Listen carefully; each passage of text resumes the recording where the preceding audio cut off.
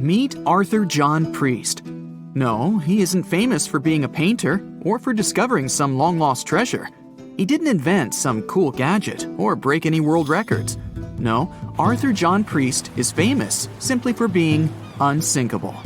Proving one can be both lucky and unlucky at the same time, Priest was involved in and survived several mishaps at sea, including the fateful maiden voyage of the Titanic. Priest was not a rich man interested in sailing for pleasure. He was part of the working class, employed as a stoker or fireman, stuck for hours within the hot bowels of large steam-powered vessels. His job was dirty and difficult. He was responsible for keeping the furnaces lit, feeding them coal to ensure enough steam was produced for the engines to work. He had to be careful about not overheating the system or setting fire to the whole ship. The furnaces had to be carefully watched and constantly fed. He breathed it all in a while, working and fighting with the sweat and the dirt. He would often work shirtless because of the heat and was always covered in black coal dust. And when he finally had a break, his shared living quarters were nearby in the same part of the ship. He must have been good at his job, though, because he had no trouble finding work. But wherever he went, bad luck seemed to follow. The first incident was a mild one. As a young man, Priest worked on the RMS Asturias. The passenger liner first set sail in 1907, traveling between Southampton in the UK to Buenos Aires in Argentina. At some point during its maiden voyage, the ship suffered a small collision. The damage was bad enough that the ship returned for repairs. Thankfully, there were no reports of any serious injuries. Priest, unfazed, simply went to work on another ship, but his bad luck lingered on the Asturias. In 1914, the Asturias became a hospital ship, helping care for sick men and women around Europe while bringing them home to England. But in March 1917, at just around midnight, the ship was struck by a foreign object. Its hull was breached and the engine room flooded. The captain ordered everyone to abandon the ship, sending crew, patients, and health staff scrambling for the lifeboats. The vessel was still moving, powering through the water because the main controls, located within the flooded engine room, could not be turned off. The captain refused to leave the ship while people were still trying to escape. He was able to aim the Asturias towards Bolt Head, where it finally hit land and couldn't sink. The remaining lifeboats were lowered and the final survivors made it to safety. When they studied the damage on the ship later, the Asturias was declared a total write-off. It might be hard to pin this particular disaster on Priest. After all, he wasn't even on the ship at the time. But it seemed that many of the ships on which he served were destined for trouble. His bad luck followed him to his next job on the RMS Olympic, a massive ocean liner. The Olympic was big. In fact, it had been designed and built as part of the fleet that included the Titanic. But with size came sacrifice. The Olympic was great at moving in one direction, but very difficult to handle when it needed to turn. It was September 1911. The Olympic was trying to alter its course. The Hawk, a smaller ship sailing nearby, didn't give the larger vessel enough room to maneuver, and the two slammed into each other. Because the Hawk was engineered to deal with potential confrontations when out at sea, its reinforced bow tore through the Olympic. Two large gashes appeared on the ocean liner's side. The propeller shaft was badly twisted, and worse, the ship began to take on water. Somehow, the Olympic made it to shore without sinking, and nobody was seriously hurt. Priest had no idea that this was just a small taste of what his future held for him. He next found employment on a brand new ship, a better ship, an unsinkable marvel that was said to be the biggest vessel to have ever been built. Yes, he was going to work on the Titanic. And what a job! It took 29 boilers, requiring 850 tons of coal a day to produce enough steam to power the Titanic. Priest was just one of 150 stokers toiling away in the ship's underbelly, keeping those fires burning day and night. He made around $30 a month. But on April 14, 1912, he would find himself flung from a world of extreme heat to one of blistering cold. At approximately 11:35 p.m., the crew spotted an iceberg. The Titanic tried to avoid it, but the alarm had been sounded too late. 5 minutes later, the two collided. The iceberg tore through the hull, and the once watertight compartments inside were badly ruptured. As the cold Atlantic water flooded in, the ship began to sink. Distress signals were sent, but the closest ship, the Carpathia, was over 3 hours away.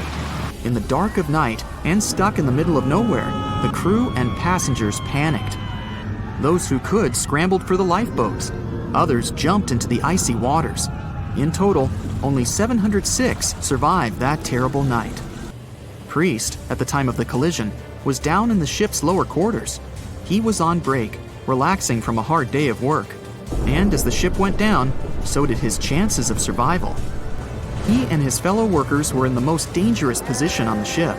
They had to make their way through a maze of corridors and gangways, some of which were flooded, in a mad dash to the deck.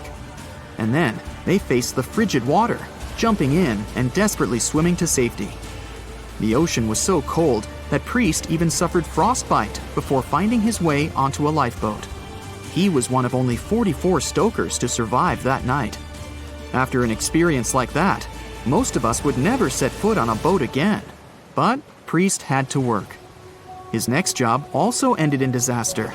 He was offered employment on the HMS Alcantara. It went down in 1916, and Priest was again one of the few to make it to safety. He was badly wounded in the process. But he kept pressing his luck, and his next job as a stoker may have felt eerily familiar. He would be working on a ship built by the same people behind both the Olympic and the Titanic. And this ship, named the Britannic, was the biggest of the three. It was also believed to be a superior vessel, fitted with new safety features after the Titanic sank. For example, it had 48 open lifeboats, 46 of which were the largest ever used on a ship before. 2 of these were even motorized and equipped with special communication devices. The good news? The Britannic survived its first trip without incident. It was already doing better than the Titanic ever did. However, on November 21st, 1916, the Britannic was shaken by a loud explosion while traveling through the key channel in the Aegean Sea. The hull was damaged, and some of the compartments began to fill with water. But, unlike the Titanic, the Britannic had been designed for just such an emergency. It had been fitted with 5 watertight bulkheads. Intact, these would help keep the ship safe and floating for a much longer period of time. But there was one issue. Portholes along the lower decks had foolishly been left open. As the ship tilted, the portholes let in water, which flooded the Britannic and hastened its descent into the sea. This effectively made those watertight bulkheads useless. The ship was going down fast, much faster, in fact, than the Titanic had sunk. 35 of the lifeboats were successfully launched, saving most on board. Of the 1,066 passengers and crew, 1,036 survived. Priest, his luck intact, was one of them. And yet, he still wasn't done with a life at sea. He accepted a position as a stoker on the Donegal. It was a smaller passenger ferry that had been converted for use as a hospital boat. In April 1917, it was struck by a foreign object while fleeing an unsafe situation, and though he suffered from a head injury, Priest was again one of the survivors. It took experiencing 2 collisions and 4 sinkings before Priest was finally ready to retire. In fact, he reportedly said he only gave it up because no one wanted to sail with him. Can you blame them? He would live out the rest of his life on dry land in Southampton, England, with his wife Annie and their 3 sons. But Arthur John Priest would always be remembered as the unsinkable stoker. On April 10, 1912, crowds gathered at Southampton Beach to wave off what was, at the time, the world's largest and most prestigious ship, the RMS Titanic. The cost of the most expensive first-class parlor ticket was $4,350. That's around $70,000 in today's money. But barely 5 days after steaming away, the ship was swallowed by the Atlantic Ocean. So let's rewind and go back to what actually happened on that fateful night. The captain wanted to set a speed record for the ship's maiden voyage and arrive early. The ship was deemed unsinkable, so he went full throttle into the dark Arctic waters. After spotting the 100-foot iceberg, the crew desperately tried to steer the vessel away and avoid the collision, but the Titanic was traveling too fast, and the iceberg tore down the side of the ship, creating a huge opening in the hull. It wasn't a continuous rip, and damage was caused in several places. In total, the damage spanned along an area of around 300 feet. But the ship's designers had prepared for the prospect of a collision and added watertight compartments down each side of the ship to act as a buffer zone. 4 of these compartments could be breached and the ship would still stay afloat. But because the iceberg tore down the side of the Titanic, it ripped holes in 6 compartments. The compartments didn't extend up the total height of all decks and weren't actually sealed at the top. This is why, when more than 4 were flooded, water reached over the top of the bulkheads and filled the remaining compartments, causing the ship to sink into the ocean. Think of it as water spilling over an ice cube tray. But what if the collision was head-on? Would it still have sunk? Ships are designed with potential crashes in mind, and most vessels have collision bulkheads in the bow. Most of all, it's like your car's bumper or crumple zone. It's a safety feature that can withstand a direct hit. The bow could have taken some of the impact, and some experts have suggested that if it hit head-on, only 2 to 4 of the watertight compartments would have been flooded. So, in theory, the Titanic might not have sunk, and it might have even been able to continue sailing to its final destination at a much slower speed. The force of impact would likely have been huge, though. But although passengers would have been injured by the force, they'd have been able to stay on the ship to wait to be rescued by other ships, rather than being forced into the icy waters of the Atlantic. Still, one of the Titanic's designers, Edward Wilding, suggested that the force of the impact might not have actually been that big. He told the British Inquiry that lots of people scarcely felt the collision, and he believed the ship would not have sunk if it did hit the iceberg head-on. The ship was also designed with remotely operated watertight doors between all compartments, so any floods could have been quickly sorted out. Because Titanic had 6 breaches from the side collision, and because it happened so quickly, sealing the doors wouldn't have made a difference, as it was essentially impossible to save it by that point. The ship immediately began to flood, with water pouring in at a rate of roughly 7 tons per second, 15 times faster than it could be pumped out. So, while it sounds like the Titanic would have survived had the ship hit the iceberg head-on, this idea does come with some issues. First off, the collision bulkheads were designed to survive a crash with another ship, not a giant iceberg. If 2 ships collided, both would absorb some of the impact in their bulkheads, sharing the impact and likely staying afloat. But an iceberg is stationary, meaning that Titanic would absorb most of the energy from the collision. If Titanic hit head first, because of the speed it was traveling, the impact would have likely traveled down the whole body of the ship. Just imagine a 46,000-ton ship traveling at around 20 knots. At some point, it hits an iceberg that weighs what could be over 100,000 tons. This collision would likely create a powerful force causing massive damage to the vessel. It is likely that seams would split, staircases would come tumbling down, and rivets would burst open across the ship. All that would have potentially flooded even more compartments. This could have caused Titanic to sink in a matter of minutes rather than hours. But that's just the tip of the iceberg. As we all know, the biggest part of it is hidden underwater. So if Titanic had been traveling head-on, it's likely it would have hit the part of the iceberg below the water first, which would send it veering off course. Hitting an iceberg is not like hitting a brick wall. In this case, the ice under the water would have torn open the bottom of the ship and caused damage to the sides. Icebergs also aren't flat, solid objects. If a flat collision happened, the ship might have stayed afloat, but icebergs come in many shapes and sizes, from domes to wedges. Studies have also been done on the steel used to produce Titanic, and the tests show the metal was about 10 times more brittle than the steel we use today. The ship was built before we understood the effects of low temperature on steel. The old steel used to make the vessel would not bend when faced with freezing temperatures, but break. Recovered pieces of Titanic's hull plates show that the hull just shattered on impact. Hitting head-on would also cause a very severe and abrupt stop, so even if the ship hadn't sunk, there would still have been major issues. Think about when you suddenly hit the brakes on your car, or when the bus stops while you're walking down the aisle and you get flung forward. Passengers would have been thrown across the ship, And because the crash happened at night, most people were sleeping, so wouldn't be able to effectively prepare for any sort of impact. This would result in injuries for most people on board. It would be especially bad for those at the front of the ship, where the accommodation for the off-duty firefighters, greasers, and engineers was. But while passengers and off-duty crew may have been thrown out of bed, there would be a lot more survivors than in the original scenario. Many ships have had head-on collisions and made it back to shore. Not many people know that Titanic actually had two sister ships. The White Star Line, the company that built Titanic, also built vessels called Britannic and Olympic. Captained by Edward J. Smith, who would later helm Titanic, the Olympic set off on its maiden voyage in June 1911. But much like for its sister ship, disaster was just around the corner. On its fifth commercial voyage, Olympic collided with a Royal Navy ship, HMS Hawke.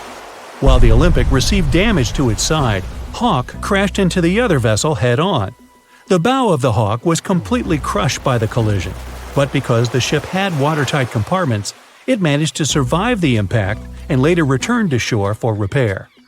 Another study case is the SS Andrea Doria, which was an Italian ocean liner that made global headlines in 1956. Like the Titanic, the Andrea Doria was heading for New York City on its 101st voyage when disaster struck. On July 25th, the vessel collided with the 524-foot Swedish passenger liner Stockholm. The Stockholm hit the ship head-on, but the point of impact for the Andrea Doria was on its side. The front of the Stockholm was completely smashed, but because the impact was on its hull, it managed to survive. The Andrea Doria, however, sadly sank due to the collision being on the side of the ship. So these cases could suggest that maybe the Titanic would have survived had it hit the iceberg head-on. But we have to remember that the Titanic hit the thing full speed, whereas both the Olympic and the Andrea Doria were traveling slower. In the Titanic movie, you won't see any fumes above the fourth funnel of the legendary ocean liner, and it's not a mistake. Back in 1911, the year before the dream ship's departure, large ships would mostly sail with 4 chimneys. They needed those to draw heat and fumes from their massive boilers. The Titanic was a real engineering gem that only needed 3 chimneys to function. So the fourth was added for balance and more impressive looks. The White Star Line thought the public would have been disappointed to see only 3 pipes on the greatest ship of all time. The Titanic's sister ships, the Olympic and the Britannic, also had 1 fake funnel each for the same reason. The dummy chimney wasn't completely useless and served for ventilation. It took out the fumes from the machine spaces in the lower decks and from one of the first-class general rooms. 1 big ventilation funnel, instead of several small ones, helped to declutter the upper decks and left more open space for passengers to enjoy their strolls. When Titanic went down, the funnels, each weighing 60 tons, went down with the rest of the ship. They were made extra tall to make sure the passengers weren't covered in the soot being ejected. Their height and weight let them stay in the upright position. The forward funnel, followed by the others, fell only when the ship went for the final dive. Those chimneys were much lighter than the bow, so they spread among other debris. The light material they were made of flattened once it hit the bottom, and the iron-eating bacteria living deep down took care of it later. The bow of Titanic remained intact when it hit the seabed, but the stern was completely mangled. When the famous ocean liner hit that iceberg, things got really messy. It took the future movie star a whole 2 hours and 40 minutes to submerge completely. The collision let water flood 6 out of 16 watertight compartments. As the water gushed into the starboard side, the ship started to tilt down in the front and a bit to the right. By midnight, the damaged compartments were spilling water into others, and it was chaos because these compartments were only watertight horizontally. Soon enough, water started flooding through the anchor chain holes, and by 2 a.m., the bow was sinking, and the stern's propellers were lifted out of the water. The ship kept flooding until the moment the bow went underwater, and the stern shot up almost 45 degrees. The weight of those massive propellers stressed the ship's midsection. The steel just couldn't handle it and failed. Survivors described that moment as some loud noise, like breaking china or falling gear. That was the Titanic's upper structure giving in. By 12 past 2 a.m., the bow and stern were only connected by the inner bottom structure. Minutes later, the bow, weighing almost 16,000 tons, broke loose from the stern. The stern rose sharply to an almost vertical position and started sinking slowly. By 2:20, it disappeared underwater. The bow was cruising down at about 13 miles per hour and had hit the ocean floor almost a half an hour before the stern. The two parts of the Titanic now lie 2,000 feet apart, pointing in different directions. The bow remained mostly intact, just covered in mud. The stern turned into a tangled wreck because of the implosions it went through during the descent. The air trapped within the structure just couldn't handle the increasing pressure of the water deep down. Signal rockets played a big part in the Titanic's tragedy. When a ship goes down, you're supposed to shoot up red flares to signal trouble. But someone decided to stock Titanic with white lights instead of the usual red ones. So when the ship smacked into that iceberg, the crew fired off white flares. The SS Californian was passing nearby, and his captain knew the Titanic was in a dangerous iceberg zone. The crew didn't spot the sinking Titanic, but they sure saw those white rockets. The radio between the ships was useless because the Californian's operator switched it off. The captain had a gut feeling something was off, so he flashed a Morse code light signal at Titanic.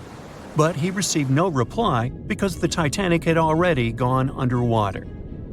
There was another ship, Samson, sailing alongside the Titanic. It had plenty of illegally hunted frozen seal meat from Canadian waters abroad, so it was sailing with lights off to remain unnoticed. When they saw the Titanic's white rockets, they thought it was the Coast Guard and zoomed away. Samson didn't have a radio, so they couldn't find out about the ongoing disaster. The crew got the news about Titanic only when they got to the coast of Iceland the following month. There have been many theories to explain the Titanic tragedy, and one of the recent ones says that there was a fire involved.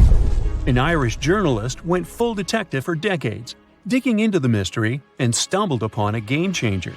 He came across a photo album that had been hiding from the public for a century after the tragedy. In the pictures, taken at the Harland and Wolff shipyard in Belfast, Northern Ireland, just over a week before the liner sailed, you can clearly see a massive 30-foot black spot on the ship's hull. Maloney researched the photos and eyewitness testimony from the time and claimed that a fire spontaneously broke out inside of one of Titanic's enormous coal bunkers. It was raging for a whole 3 weeks and messed with the metal, critically weakening a crucial segment of the ship's hull. Back then, most ships had just one hull, so it was the only skin the Titanic had. That's why the iceberg managed to punch a hole through the ship so easily. If it hadn't been for the fire, the Titanic might have shrugged off that iceberg collision. The company operating the liner knew about the fire, but they decided to conceal that fact. They didn't want any negative stories in the press as they faced some serious competition in transatlantic voyages. The Titanic was sold out, so they stocked up on coal and made it sail. The moon might have also played a role in the sinking. Our satellite heavily affects tides on the Earth. The closer it is to our planet, the stronger the tides are because of the increasing gravity of the moon. Back in 1912, the moon was so close it made several glaciers in Greenland break apart. Massive chunks of ice that broke off from the glaciers started floating south. The supermoon event came just 6 minutes after a spring tide. During new and full moons, the alignment of the moon, the Earth, and the Sun makes their combined gravity reach its peak. And the day before, our planet had come the closest to the Sun that year, which made the gravity even stronger. This mixture of events created perfect conditions for one of the most powerful tides in history. It created the perfect conditions for the icebergs breaking off from Greenland's glaciers to move freely. Opponents of this theory say that the difference in tidal force wasn't actually that big, and it couldn't have been the main cause of the sinking. The iceberg tore down the side of the ship, leaving a huge opening in the hull. It wasn't a continuous rip, and damage was caused in several places. Some experts believe the ship would have survived the iceberg if it had hit head-on. The Titanic had watertight compartments designed to prevent flooding in case of a collision. Only the first 3 or 4 of these compartments would have been flooded. This could have helped save a lot of lives. Supporters of this theory put the blame for the disaster on First Officer William Murdoch. Huge, fast-moving ships don't just turn in a matter of seconds like a speeding car. It takes minutes. When Murdoch realized the collision was inevitable, he tried dodging left to avoid a direct hit. But despite his efforts, the ship still collided with the iceberg. You know the rest. A beam of electric light pierces the darkness over the calm waters of the Atlantic Ocean.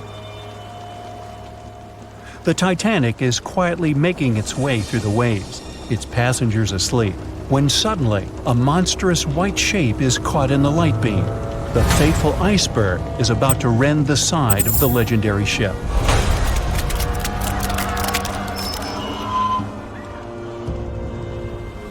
April 14, 1912, only 2 days before someone will take a photo of a giant iceberg with a pretty unusual elliptical shape. It turns out that this iceberg most likely formed out of snow that fell 100,000 years ago. Researchers used computer modeling to figure out its origin. They used data from 1912 and added some new information about winds and ocean currents. They concluded that the iceberg was probably a part of a small cluster of glaciers in southwest Greenland. These days, it's possible to calculate the routes of such icebergs in any given year in the past. So the infamous chunk of ice was on its way from Greenland to an area further south from Cornwall. If the ship had passed through that region only 2 days later, the iceberg would have moved far away from the point where they met. At first, the weight of the most well-known iceberg in the world was 75 million tons. With time, it started to slowly melt away. And when it sank the Titanic, its weight was only 1.5 million tons. By the time of the collision, it had probably been melting for months, but it was still a true monster. When the Titanic sank, the iceberg was 400 feet long, and more than 100 feet of its surface was above the water. Some people believe it was a supermoon that caused the Titanic to sink. That night, there was a rare lunar event. It hadn't happened for 1,400 years. In normal conditions, the iceberg wouldn't have traveled so far south without melting and losing the largest part of its mass. But the supermoon could have been the reason for an unusually high tide that pulled the iceberg away from the glacier way faster than usual. There's a specific type of bacteria that slowly consumes the remains of the Titanic. Salt corrosion, ocean currents, freezing temperatures, plus this rust-eating microorganism might consume the entire wreckage. American actress Dorothy Gibson was aboard the Titanic. She survived, and when she arrived in New York, she started filming a movie called Saved from the Titanic almost right away. The movie was released only a month after the Titanic sank, and in the movie, she even wore the same shoes and clothes she had during the actual disaster. The movie was a big success at that time, but the only known copy was destroyed in a fire. 14 years before the Titanic sank, a novella called Futility had been published, and it seemed to have predicted the whole event. The plot centered around a fictional ship called the Titan that sank during its voyage. The Titan was almost the same size as Titanic, and they both went to the bottom in April. The reason was hitting an iceberg, too. Both the real and fictional ships were described as unsinkable, and both of them had the legally required number of lifeboats, which, as it turned out later, were nowhere near enough. We've seen it in the movie, but there were some real-life love stories happening on the Titanic, too. 13 couples even took a trip on the Titanic as part of their honeymoon. One of the couples owned Macy's department store in New York. Once it became clear the Titanic was rapidly sinking, the woman refused to go into a lifeboat without her husband. But he didn't want to join her while there were still women and children who he thought had to go first. Then his wife gave her coat to her maid. She insisted that the maid should get into the lifeboat, and she wanted her to be warm. As for the woman herself, she decided to stay with her husband till the end. Some people believe Titanic sank because of a mummy, not an iceberg. It all started around 1000 BCE with a mysterious woman who lived in Egypt, in the City of Thieves. People knew little about her, but they called her a priestess. Her mummy was put in a wooden sarcophagus and covered with a large lid with the image of her face and some mystical inscriptions. This place had been hidden until the first half of the 19th century, when a group of locals accidentally came across it. They disturbed her peace. No one knows how, but the mummy disappeared that day without a trace. A couple of decades later, a group of rich friends from England traveled to Egypt and found the empty mummy casket with the image of the priestess, whose dark eyes seemed to be looking into the void. They decided to buy it, but the buyer disappeared the same night before he even got the case. All members of the group had some accidents. The casket changed its location a couple of times until it, as some believe, ended up on the Titanic. It took more than 70 years for a robot submarine to find the ruins of this legendary ship. The wreck lies nearly 13,000 feet under the surface of the Atlantic Ocean, split into two halves. Why did the liner break apart? No one knows exactly. Some think it happened because of the water that got inside when the ship collided with the iceberg. The pressure was so powerful it separated two parts of the vessel, starting with the ship's bottom structure. Others say it was because of the hull rivets. They had a high concentration of slag or smelting residue, and that's something that can cause the metal to split apart. The ship generally had many flaws, starting with the design. The watertight bulkheads weren't completely sealed on top. This allowed the water to flow between the compartments and, in the end, sink the vessel. The iron of the ship's rivets and steel of the hull ended up ruined because of high sulfur content, cold temperatures, and high speeds. The steel shattered and the rivets popped out quite easily. Because of this, Titanic sank 24 times faster than it would have otherwise.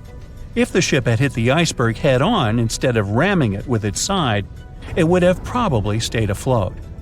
How come the crew members didn't have binoculars? It would have surely helped them spot the iceberg on time and maybe even avoid the disaster. But the binoculars on the Titanic were locked in a storage cabinet. Only one crew member had the key, and he had been transferred off the ship right before it set sail. He later said he hadn't remembered to hand over the key. But even without the binoculars, the ship might have had some time to change course and avoid the collision if the crew had gotten some warning. But that's the thing, someone did warn them. About an hour before the incident, a ship that was relatively close to Titanic, the SS Californian, sent a message to inform them it had stopped because of dense ice field. But the warning never got to the Titanic's captain. Some experts say it was because the radio operator didn't think it was that urgent. And later, the SS Californian said they didn't get a call for help from the Titanic because their radio operator was off duty. Some say the crew on the Titanic couldn't spot the iceberg on time because of an optical illusion. Atmospheric conditions that night probably caused super-refraction, which could have camouflaged the berg. After all, no one actually saw the iceberg until it was too close to the ship to somehow avoid the crash. Not even a whole minute passed between the moment they saw the iceberg and the collision. It was only 37 seconds, and it took Titanic 2 hours and 40 minutes to disappear below the ocean's waves. Staying in the water that's 70 degrees Fahrenheit for a long time definitely won't do your health any good. A water temperature of 50 degrees Fahrenheit is a nightmare. It feels much colder than the air of the same temperature. The passengers of the Titanic were in 28 degrees Fahrenheit water. Can you imagine how cold it was? Even the iceberg that the Titanic met was warmer. The water didn't freeze because of the high salt content. But what if the temperature had been higher? What if the Titanic had sunk in warm water, say 120 degrees Fahrenheit? Theoretically, this could have happened had the waters of the North Atlantic met a warm undercurrent from the southern part of the ocean on disaster day. But this heat wouldn't have been enough. The ocean area is too vast, and the temperature is too low at night. The warm undercurrent alone wouldn't have made a difference for people who were overboard. But if the Titanic had sunk in another place at one particular moment, perhaps then all people could have been saved, thanks to an incredible natural phenomenon. Now, on board everybody, our voyage to a parallel universe begins. It's a moonless night on April 14th through 15th. The Titanic crashes into an iceberg. Icy water floods the lower decks. The captain sends a distress signal. The nearest rescue ship, Carpathia, is 58 miles away from the sinking Titanic. At maximum speed, Carpathia will get there in 4 hours. That's quite long, even in warm tropical waters, since your body loses heat anyway. The Titanic begins to sink. The crew downs lifeboats. Some of the passengers jump overboard. The ship is going under the water. There are no boats left, so you jump along with other passengers. It feels as if you got inside a huge iceberg. The water is so cold that it's hard for you to move. You can't even scream because there's no air in your lungs. But at this moment, you feel a pleasant warmth coming from the depths. The heat rises above your knees and waist, then reaches your neck. Finally, you regain control of your muscles and can breathe deeply. You notice that all the other passengers feel the same warmth. The water becomes a little hot. It makes you happy. But in a moment, horror replaces your delight. The ocean begins to foam. And not because of the high temperature, but because something is rising from the ocean floor. You hear a heavy, low sound coming from the depths. It's not a sinking Titanic, but something bigger. You can see a huge iceberg nearby. It's melting, and a huge chunk is breaking off from it. 1,000,000 bubbles appear on the surface. Then you feel something hit you in the leg. Thousands of strange lightweight rocks are rising from below. There are also massive plates among them. People use them as lifeboats. You climb on one of those rocks and look at the ship. It doesn't sink, since all the water is bubbling and pushing the vessel up. You take one of the small rocks and understand everything. It's pumice. An underwater volcano has woken up right under the ship. Thousands of tons of volcanic rock are floating to the surface. When it erupts, its magma shakes the entire space, heats the water, and destroys the seabed. But it doesn't result in anything destructive on the surface. The enormous pressure of hundreds of millions of gallons of water suppresses the volcano's power. Molten rocks of the Earth's crust are pressed against the seabed, and pumice rises to the surface. And here's why it happens. The upper part of Earth consists of many solid parts, tectonic plates. These plates collide with each other and divide. And when one part separates from another, the magma immediately comes up. So, all volcanoes are these unstable fault sites. If the Titanic had sailed over one of these areas during an eruption, many passengers would have been saved. Back in the parallel universe, you notice the Titanic starts sinking again. The water is no longer bubbling. The volcano has gone out. In a matter of seconds, the ocean turns icy again. Fortunately, you have your pumice lifeboat. This is enough to wait for rescuers. But let's imagine a situation with no underwater volcano and an iceberg. A situation when the water was warm from the very beginning. One of the engines in the motor compartment of the ship breaks down. Several pipes burst because of increased pressure, and now there's a crack in the ship's body. Water is filling the lower decks. The ship is sinking. People evacuate on lifeboats. There's less panic since the night is warm and no one is freezing. Each passenger gets a life jacket. The ship is breaking. You understand that you have to jump. The Titanic goes underwater. Many passengers fall overboard in horror. They dive into the dark ocean and immediately come to the surface. Panic and complete chaos take over. The ship disappears in the dark, and finally, it's all silent. A few minutes pass, and you notice there's no panic at all. The water is warm. Almost all passengers have life jackets. Someone is floating on the wooden shipwreckage. After a couple of hours, the water no longer seems so comfortable. The ocean takes away your body heat. To keep warm, passengers swim closer to each other in a tight circle. Yeah, now it's quite possible to wait for another couple of hours till the rescuers come. People on lifeboats sail closer and take those who freeze on board. Passengers take turns. 20 minutes in the water, then 20 minutes in boats. It's essential not to take your clothes off. Even a wet outfit helps keep your body warm for longer. And when it seems that everyone is saved, somebody screams. A girl in a boat looks scared. She trembles with fear and points her finger into the black water.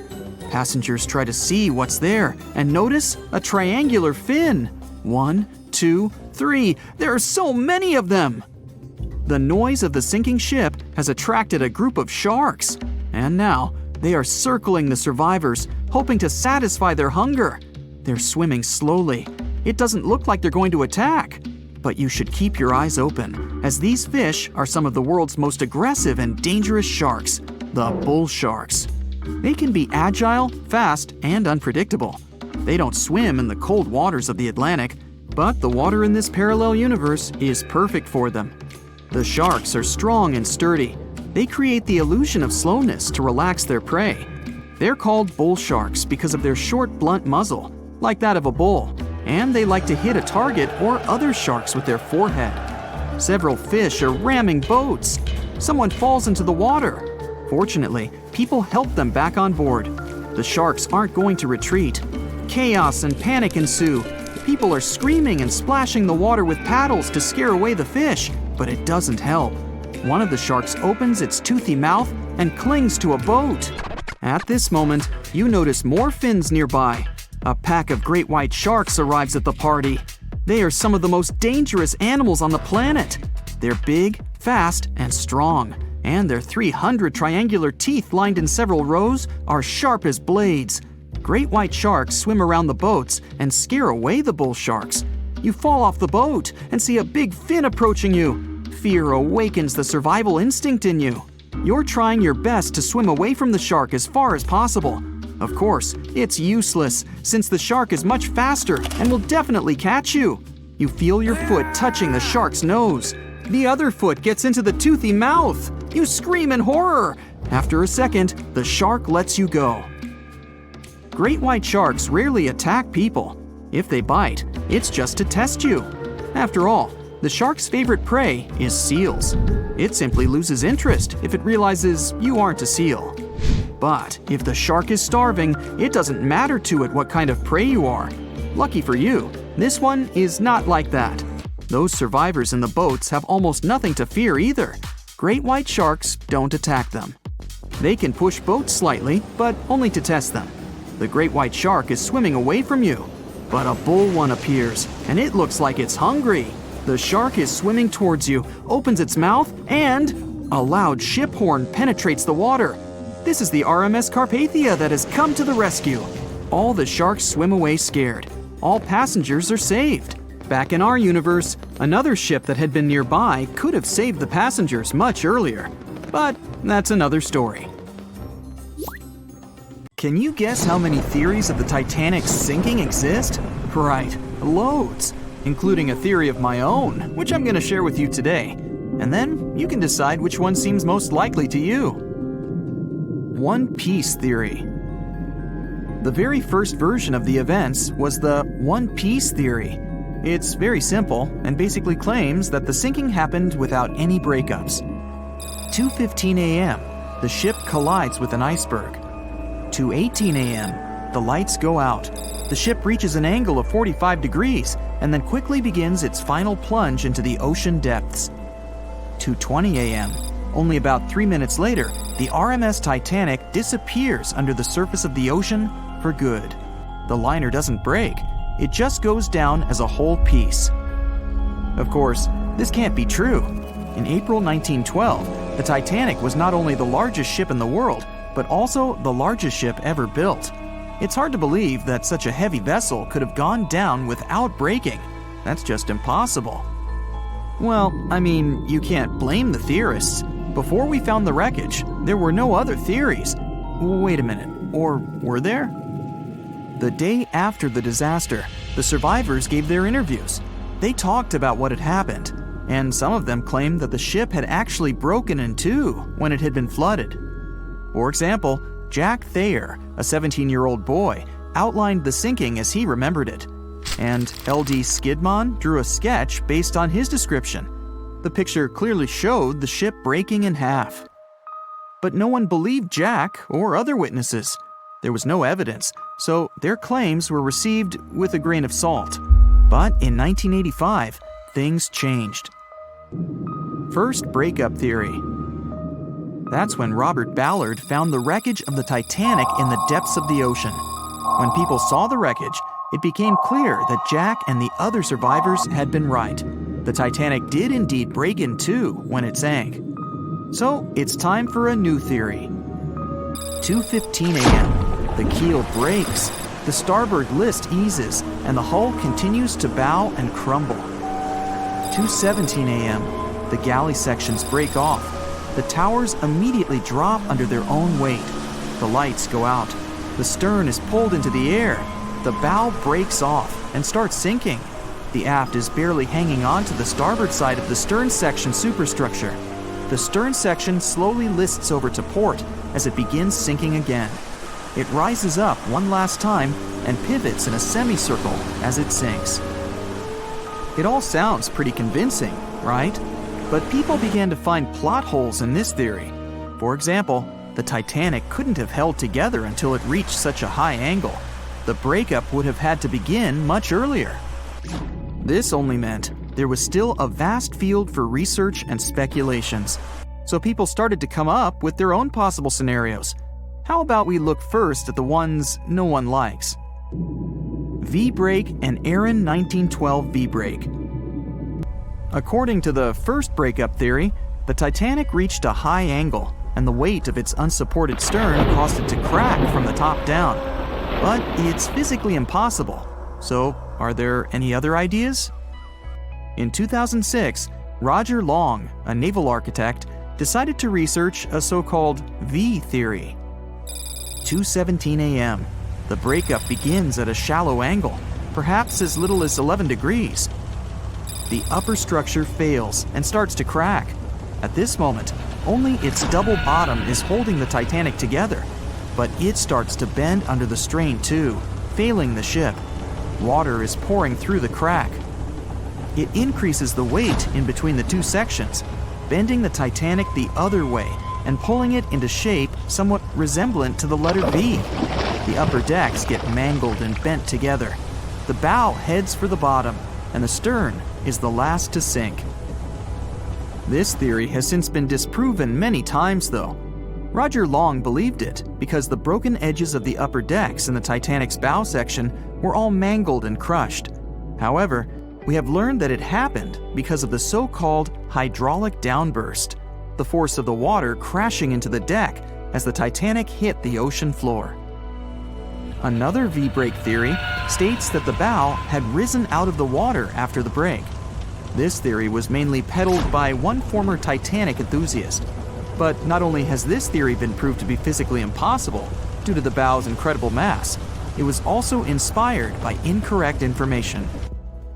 Remember Jack Thayer? Well, it was based on his sketch and the words of a couple of passengers. But the truth is, none of them had ever seen the Titanic break down like this. Jack himself even stated in an interview that the sketch was completely out of context to what he had actually seen. It was drawn by a passenger on the Carpathia, the ship that received the Titanic's distress signal and came to its aid. It couldn't be used as evidence. Now that we know this, let's move on to the theories that most people believe in. James Cameron's banana peel theory. Who hasn't seen the legendary movie about the Titanic, right? It became the leader of the 70th Academy Awards ceremony in the number of nominations and awards, and deservedly so.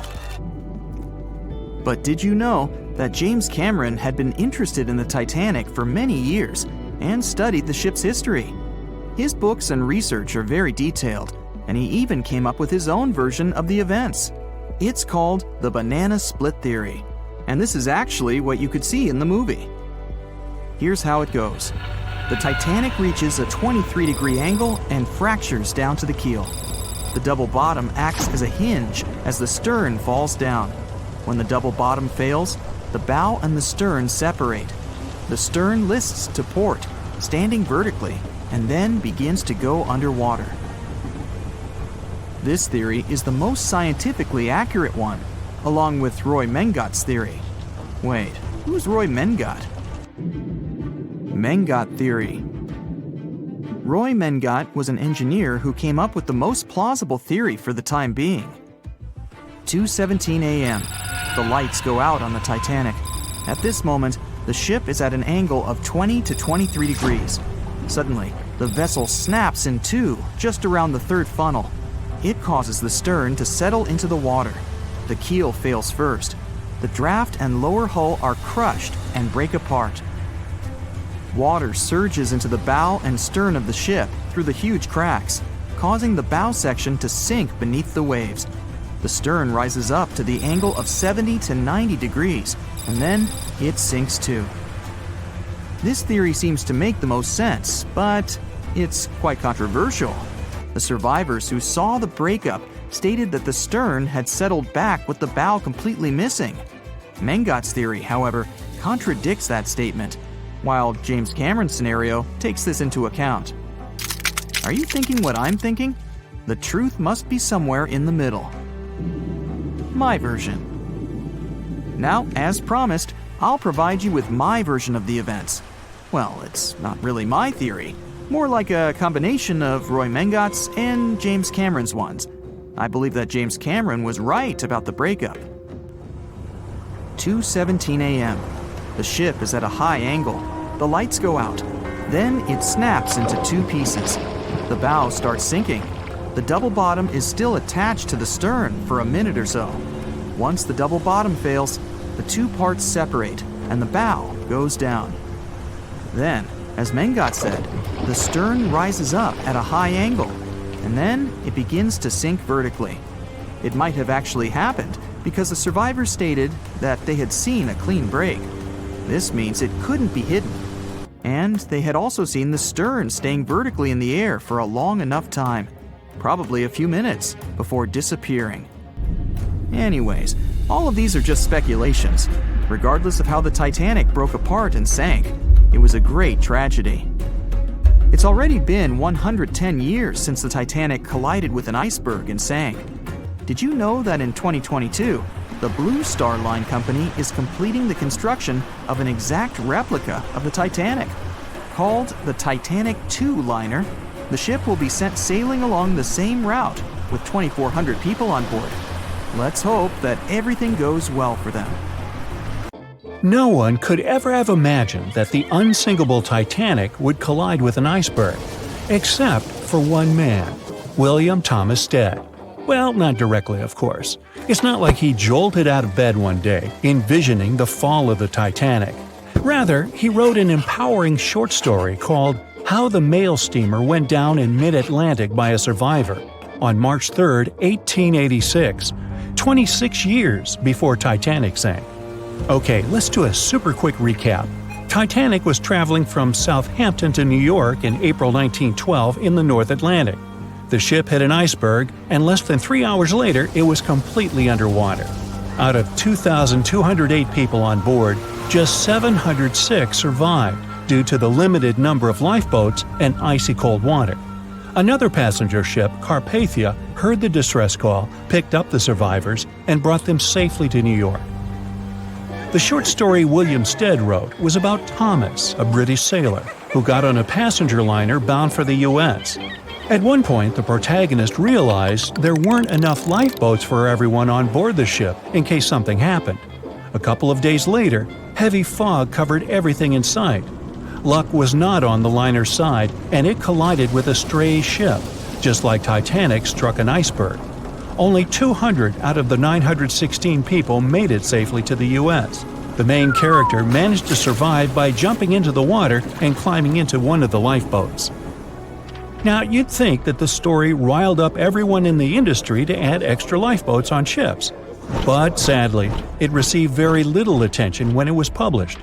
Even more tragically, William Thomas Stead was on Titanic when it sank, and he didn't make it. The survivors who knew Stead mentioned that he had always been cheerful and had loved to chat during meals. He complimented the ship's design and how sturdy it was. Witnesses also talked about how he had been helpful when the ship had been sinking. having given his life jacket to someone else. He was a journalist by profession and was on his way to New York for a ceremony. One of his most important contributions to modern journalism was the use of illustrations in every newspaper article. He also introduced newspaper interviews, and they're still used to this day along with illustrations. But this story wasn't the only published work that predicted the disaster. Morgan Robertson was an author and former ship captain who wrote short stories and novels. His most notable novella is The Wreck of the Titan. It's also known as Futility. The book was written in 1898, 14 years before Titanic. It was a fictional story about the Titan, an ocean liner similar to Titanic, which was crossing the North Atlantic. It's also a coincidence that Titan was just as fast as Titanic and shared many other similarities, like size and design. The book described it as unsinkable and the largest ship to hit the ocean at the time. That's what they said about Titanic, too. Another eerie similarity was the limited number of lifeboats it had.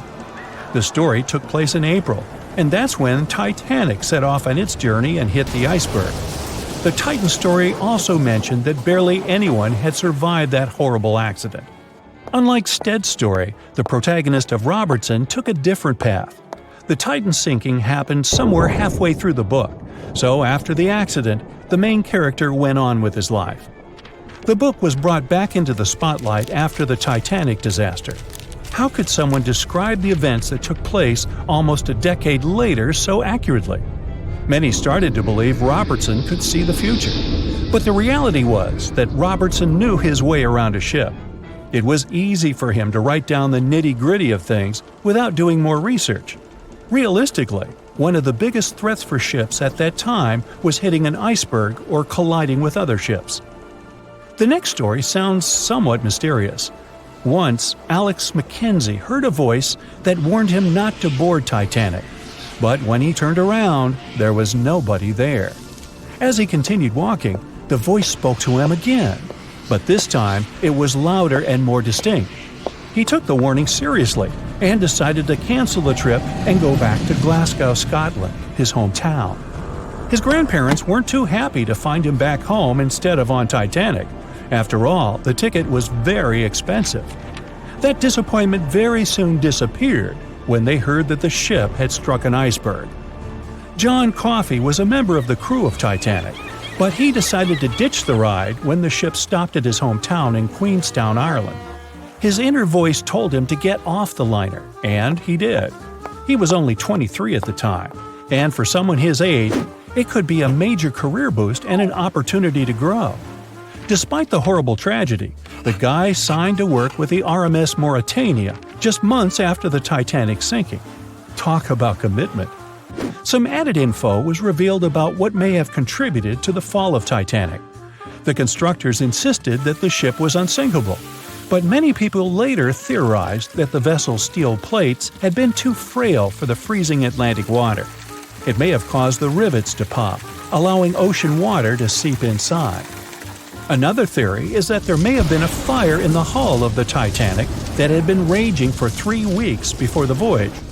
The fire softened the steel, allowing the iceberg to cut through it like a hot knife through butter.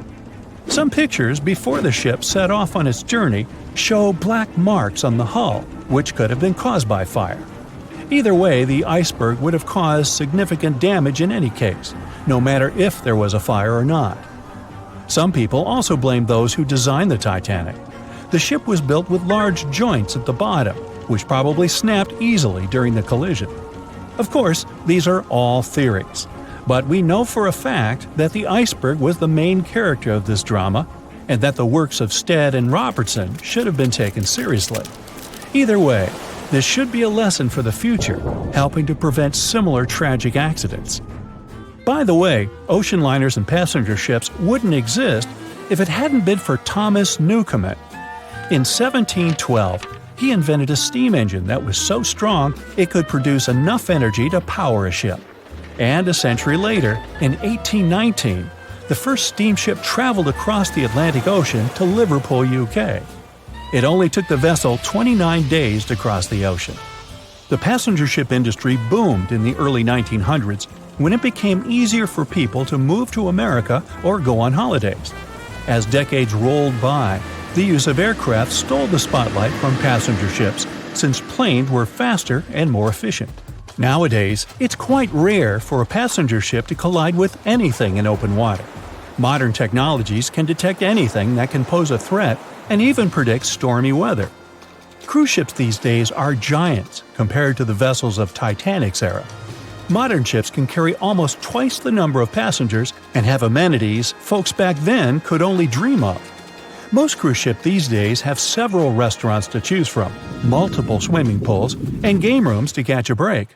If you're in the mood for some fun, you can watch live performances. Don't forget about the helicopter pad, because why not? Don't worry if you start feeling unwell. The in-house doctors are always there to help any passenger in need. And these ships are only going to get bigger. Putting Titanic and a modern cruise ship side by side is like comparing a Corgi to a Doberman.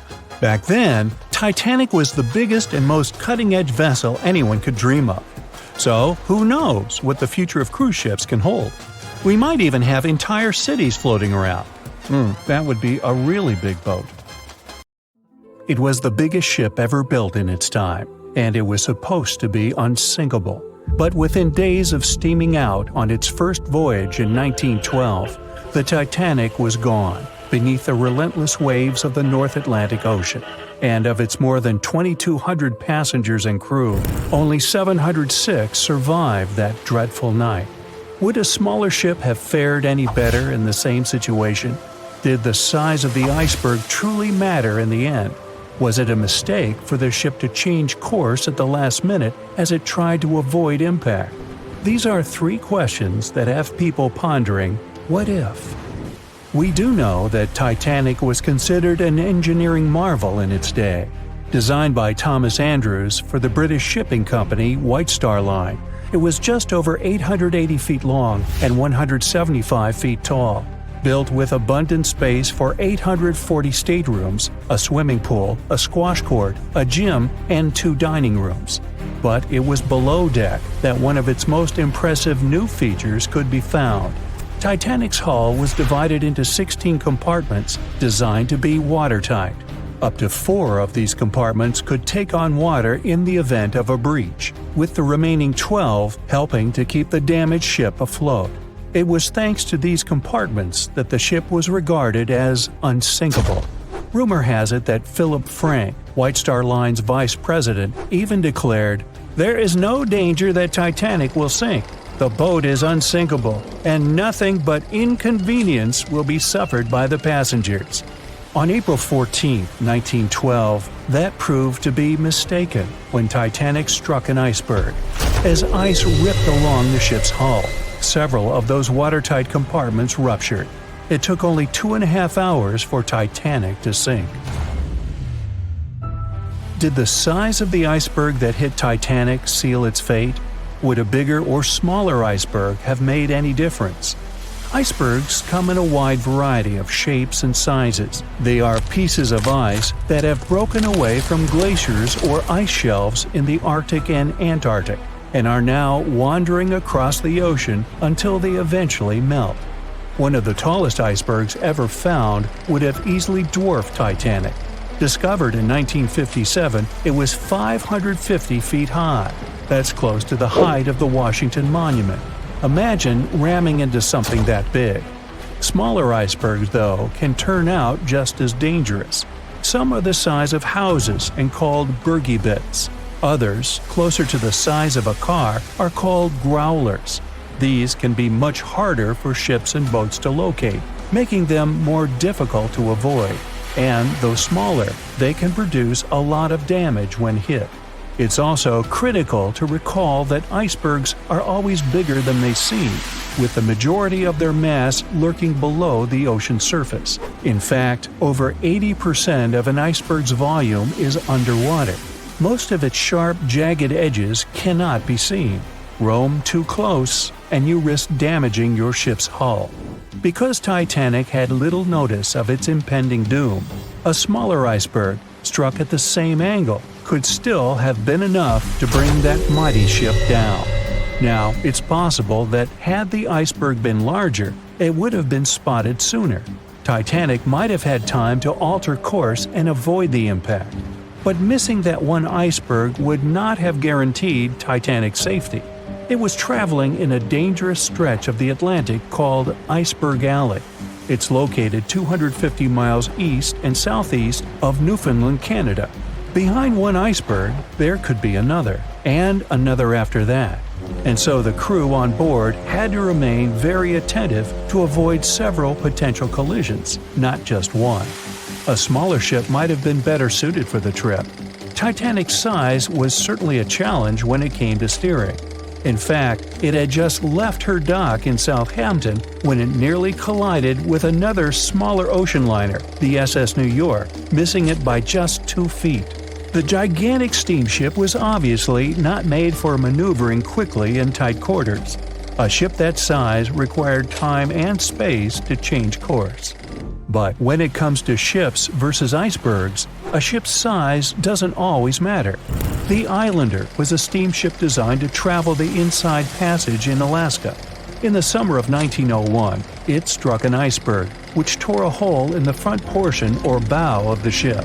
The vessel did not sink right away, and the crew tried to steer it to safety. Ultimately, its bow completely submerged, and its stern was lifted up and out of the water. It didn't take much longer before the ship sank completely. Of the 168 passengers and crew members, 128 survived, and $3 million in gold was lost. Islander had a 240-foot hull, making it almost a quarter of the size of Titanic, and that smaller size didn't seem to be much help in preventing a collision with an iceberg. And then there was the Hans Hedtoft in 1959. Also known as the Little Titanic or the Danish Titanic, it was referred to as the safest ship afloat. It was 272 feet long with 95 people on board. Much like the real Titanic, the Hans Hedtoft was specifically engineered to handle most of what the sea could throw its way. Along with its double steel bottom, it also had an armored bow and 7 watertight compartments. How could such a ship sink? But it could, and it did. It was on its first voyage, returning to Copenhagen, when it ran into trouble. On January 30th, it hit an iceberg.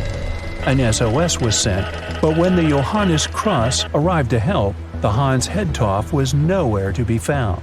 The only evidence of the ship's existence was a lifebelt that was washed ashore in Iceland 9 months later. Again, the ship's smaller size didn't work in its favor. A smaller size of Titanic wouldn't have guaranteed a safe voyage in 1912. The final what-if concerns the last-minute choice when the iceberg was spotted and the alarm sounded. First, Titanic could attempt a complete stop, but this wasn't an option as the ship needed a half a mile to come to a halt, and the iceberg was a mere 900 feet away. Second, the Titanic could attempt to avoid the iceberg by steering away from it. This is what the captain ordered, but the attempt was unsuccessful, resulting in a deep gash across the ship's hull. The final option? To hit the iceberg head-on. Would this have made any difference? The answer is an intriguing maybe. Some think a head-on collision would have saved Titanic. In this scenario, the collision would have limited the damage to the very front of the ship. Instead of the iceberg tearing through the hull and compromising several of the watertight compartments, only 4 of the compartments would have been breached. This meant the others could do their job of keeping Titanic afloat. The ship could be stuck, unable to move, but it would remain above water until help arrived. This would provide a ship like Carpathia enough time to reach the scene of the accident and bring the people on board to safety. One of the Titanic's designers, Edward Wilding, made a similar claim during an inquiry into the sinking. He argued that most people would have survived a head-on crash, and that Titanic itself would not have sunk. Others disagree, though. First, the special bulkheads on Titanic were designed specifically to protect the ship against collisions with other vessels, not with icebergs. These compartments would crumple upon impact, absorbing some of the force while the other ship absorbed the rest. Though the damage would still be extensive, The remaining bulkheads would keep the ship afloat.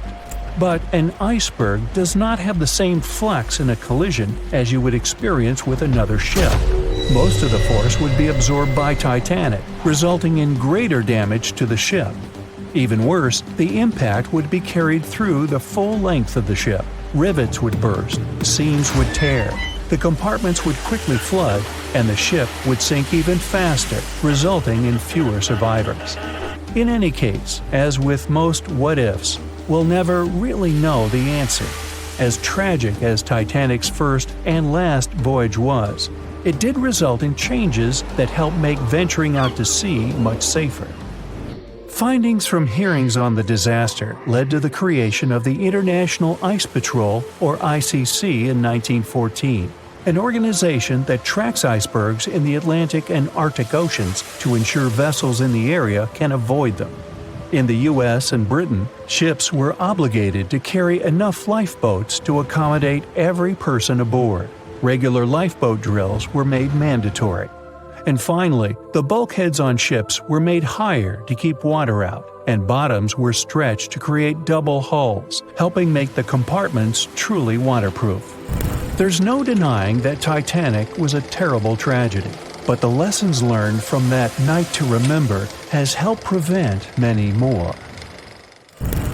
April 14, 1912. The dark night was filled with horrible sounds of a giant metal vessel breaking into two. The largest ship of that time collided with an iceberg that was on its way. The Titanic, one of the biggest stories of the 20th century that people still talk about. The starboard side of the giant vessel brushed up against the iceberg. It was 11:40 p.m. when things started going wrong. This iceberg caused enough damage for at least 5 watertight compartments in the hull to start filling with water. The crew immediately began a brief investigation to see if they could do anything and fix things. They had no one to rely on, all alone in the darkness of the cold night, far away from the land. The North Atlantic Ocean, around 400 miles south of Newfoundland, Canada. They needed time to figure out how to bring people to safety. They had some time, true, but not enough. If you watched the movie, you know the ship didn't plunge immediately after the icy doom had happened. The whole process lasted a good 2 hours and 40 minutes. But the situation was hard. There were 2,200 people to take care of, including crew and passengers, and things happening on the ship were chaotic. The chief designer, Thomas Andrews, soon realized they wouldn't be able to stay afloat. By midnight, the entire crew had begun preparing the lifeboats for launch. They had 20 boats with space for only 1,178 people, which was just a bit more than 50% of the people on board. The order was to get women and children to safety first. Crewmen were there to row and guide the boats. The scene over the next 2 hours gradually started escalating. The crew members had a task to wake up passengers and warn them something bad was happening. They wanted to place them into a fleet of lifeboats as soon as possible. At 12:15 a.m., some crew members sent out a distress signal. A steamship called Frankfurt was among the first ones that received the message and responded, but they were about 170 nautical miles away. Some other ships also got the message and offered their assistance, but sadly, they were too far away as well. At 12:20 a.m., the Cunard liner Carpathia got a distress signal from the Titanic and changed its course right away. They were 58 miles away at the time, and it would take them more than 3 hours to get there. 20 minutes later, the crew was lowering the first lifeboat. It was carrying only 27 passengers, although it had room for 65. Many of the lifeboats that were launched first were well below capacity. Crew members were worried, thinking the Davids wouldn't be able to hold a fully loaded lifeboat. And in the beginning, many passengers were just too afraid to leave the ship. They still thought Titanic was unsinkable and couldn't imagine the scenario that was going to happen 1 to 2 hours later. The crew was firing the first of 8 distress rockets. Unsuccessful. No one was close enough to help. By 1:20 a.m., they lowered 10 lifeboats. Number 8 had only 28 people in it. One of the passengers on the number 10 was 9-week-old Melvina Dean. She would later become the last survivor who lived until 2009 and turned 97. It was 2 a.m. already. 3 of the collapsible boats were the only lifeboats that remained on the ship. The bow of the vessel had sunk low and had tipped far under the surface. People around it could now clearly see stern propellers above the water. Crew members were lowering collapsible lifeboat D from the roof of the officers' quarters with over 20 passengers in it.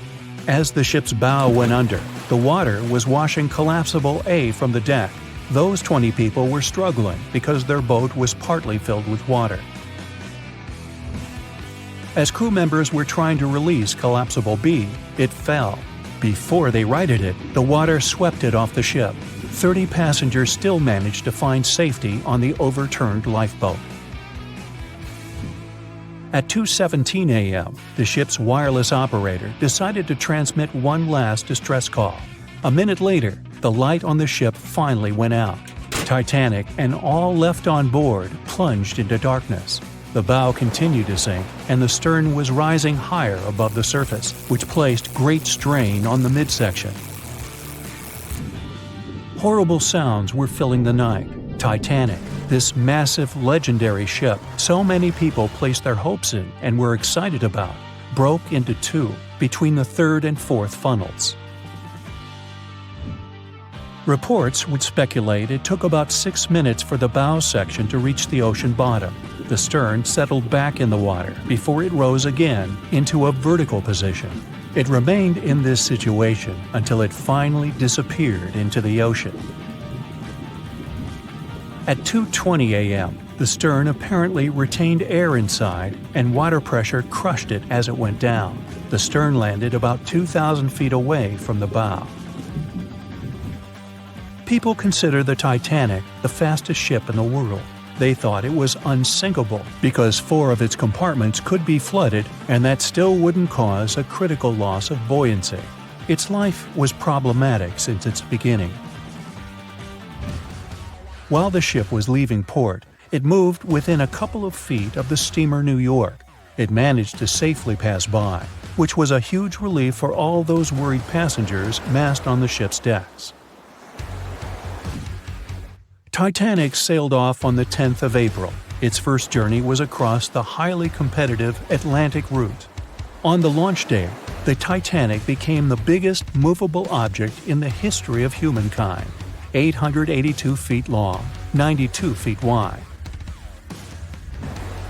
Not that big if you compare it with today's ships. The biggest cruise ship in the world today is Royal Caribbean's Symphony of the Seas, which is roughly 5 times the size of Titanic. If you put that ship in a vertical position, it would be nearly as tall as the Empire State Building, which is 1,250 feet without antennas. But Titanic was a huge attraction back in its time. At one moment of their journey, they stopped in France, after which they made another stop in Ireland. Once the final passengers boarded, the massive ship set out at full speed for their final destination, New York City. 4 days after the beginning of its journey, Titanic failed to divert its course from a huge iceberg, the story we all know about. Only 700 people survived, and most of them were women and children. The night was extremely cold, 1 hour and 20 minutes after Titanic had gone down to the bottom of the ocean. Survivors weren't even sure someone was coming to save them. Finally, they saw the light. It was Carpathia coming towards them. They came for the people in the lifeboats. The crew brought them aboard and pulled a handful of other passengers out of the water. Many ships tried to contact Titanic a few hours after it sank. Their messages were never returned. Later, when there was an investigation of what really happened, they discovered the Leyland liner Californian had been less than 20 miles away when Titanic was sinking. but the crew didn't hear the distress signals coming from Titanic because their radio operator was off duty. Countries from both sides of the Atlantic were shocked and horrified when they heard details of what happened to Titanic. They decided to make changes to ship operations, rules that would help avoid such events in the future. They held the first International Convention for Safety of Life at Sea, where they adopted rules for every ship to have lifeboat space for each passenger on board. Also, lifeboat drills became mandatory. They also decided to establish an international ice patrol. Its main role was to monitor icebergs in the North Atlantic shipping lanes. Ships also needed to maintain a 24-hour radio watch. Titanic wasn't built alone. Because of the size of this magnificent ship and all the new equipment it required, it would have been too expensive as a one-off. So the team built the Titanic alongside two sister ships, and both of them had eventful lifetimes. RMS Olympic came first. It was launched in 1910, and for a whole year was the biggest liner in the world. The Britannic was another sister ship that sailed for a while before it too ended down on the ocean bottom. But only Titanic became a legend and one of the most fascinating stories of modern history. The year was 1854, and the SS Arctic, the fastest passenger liner of its time, set out to cross the Atlantic. As it sailed through the misty veil, it slowly disappeared into the unknown.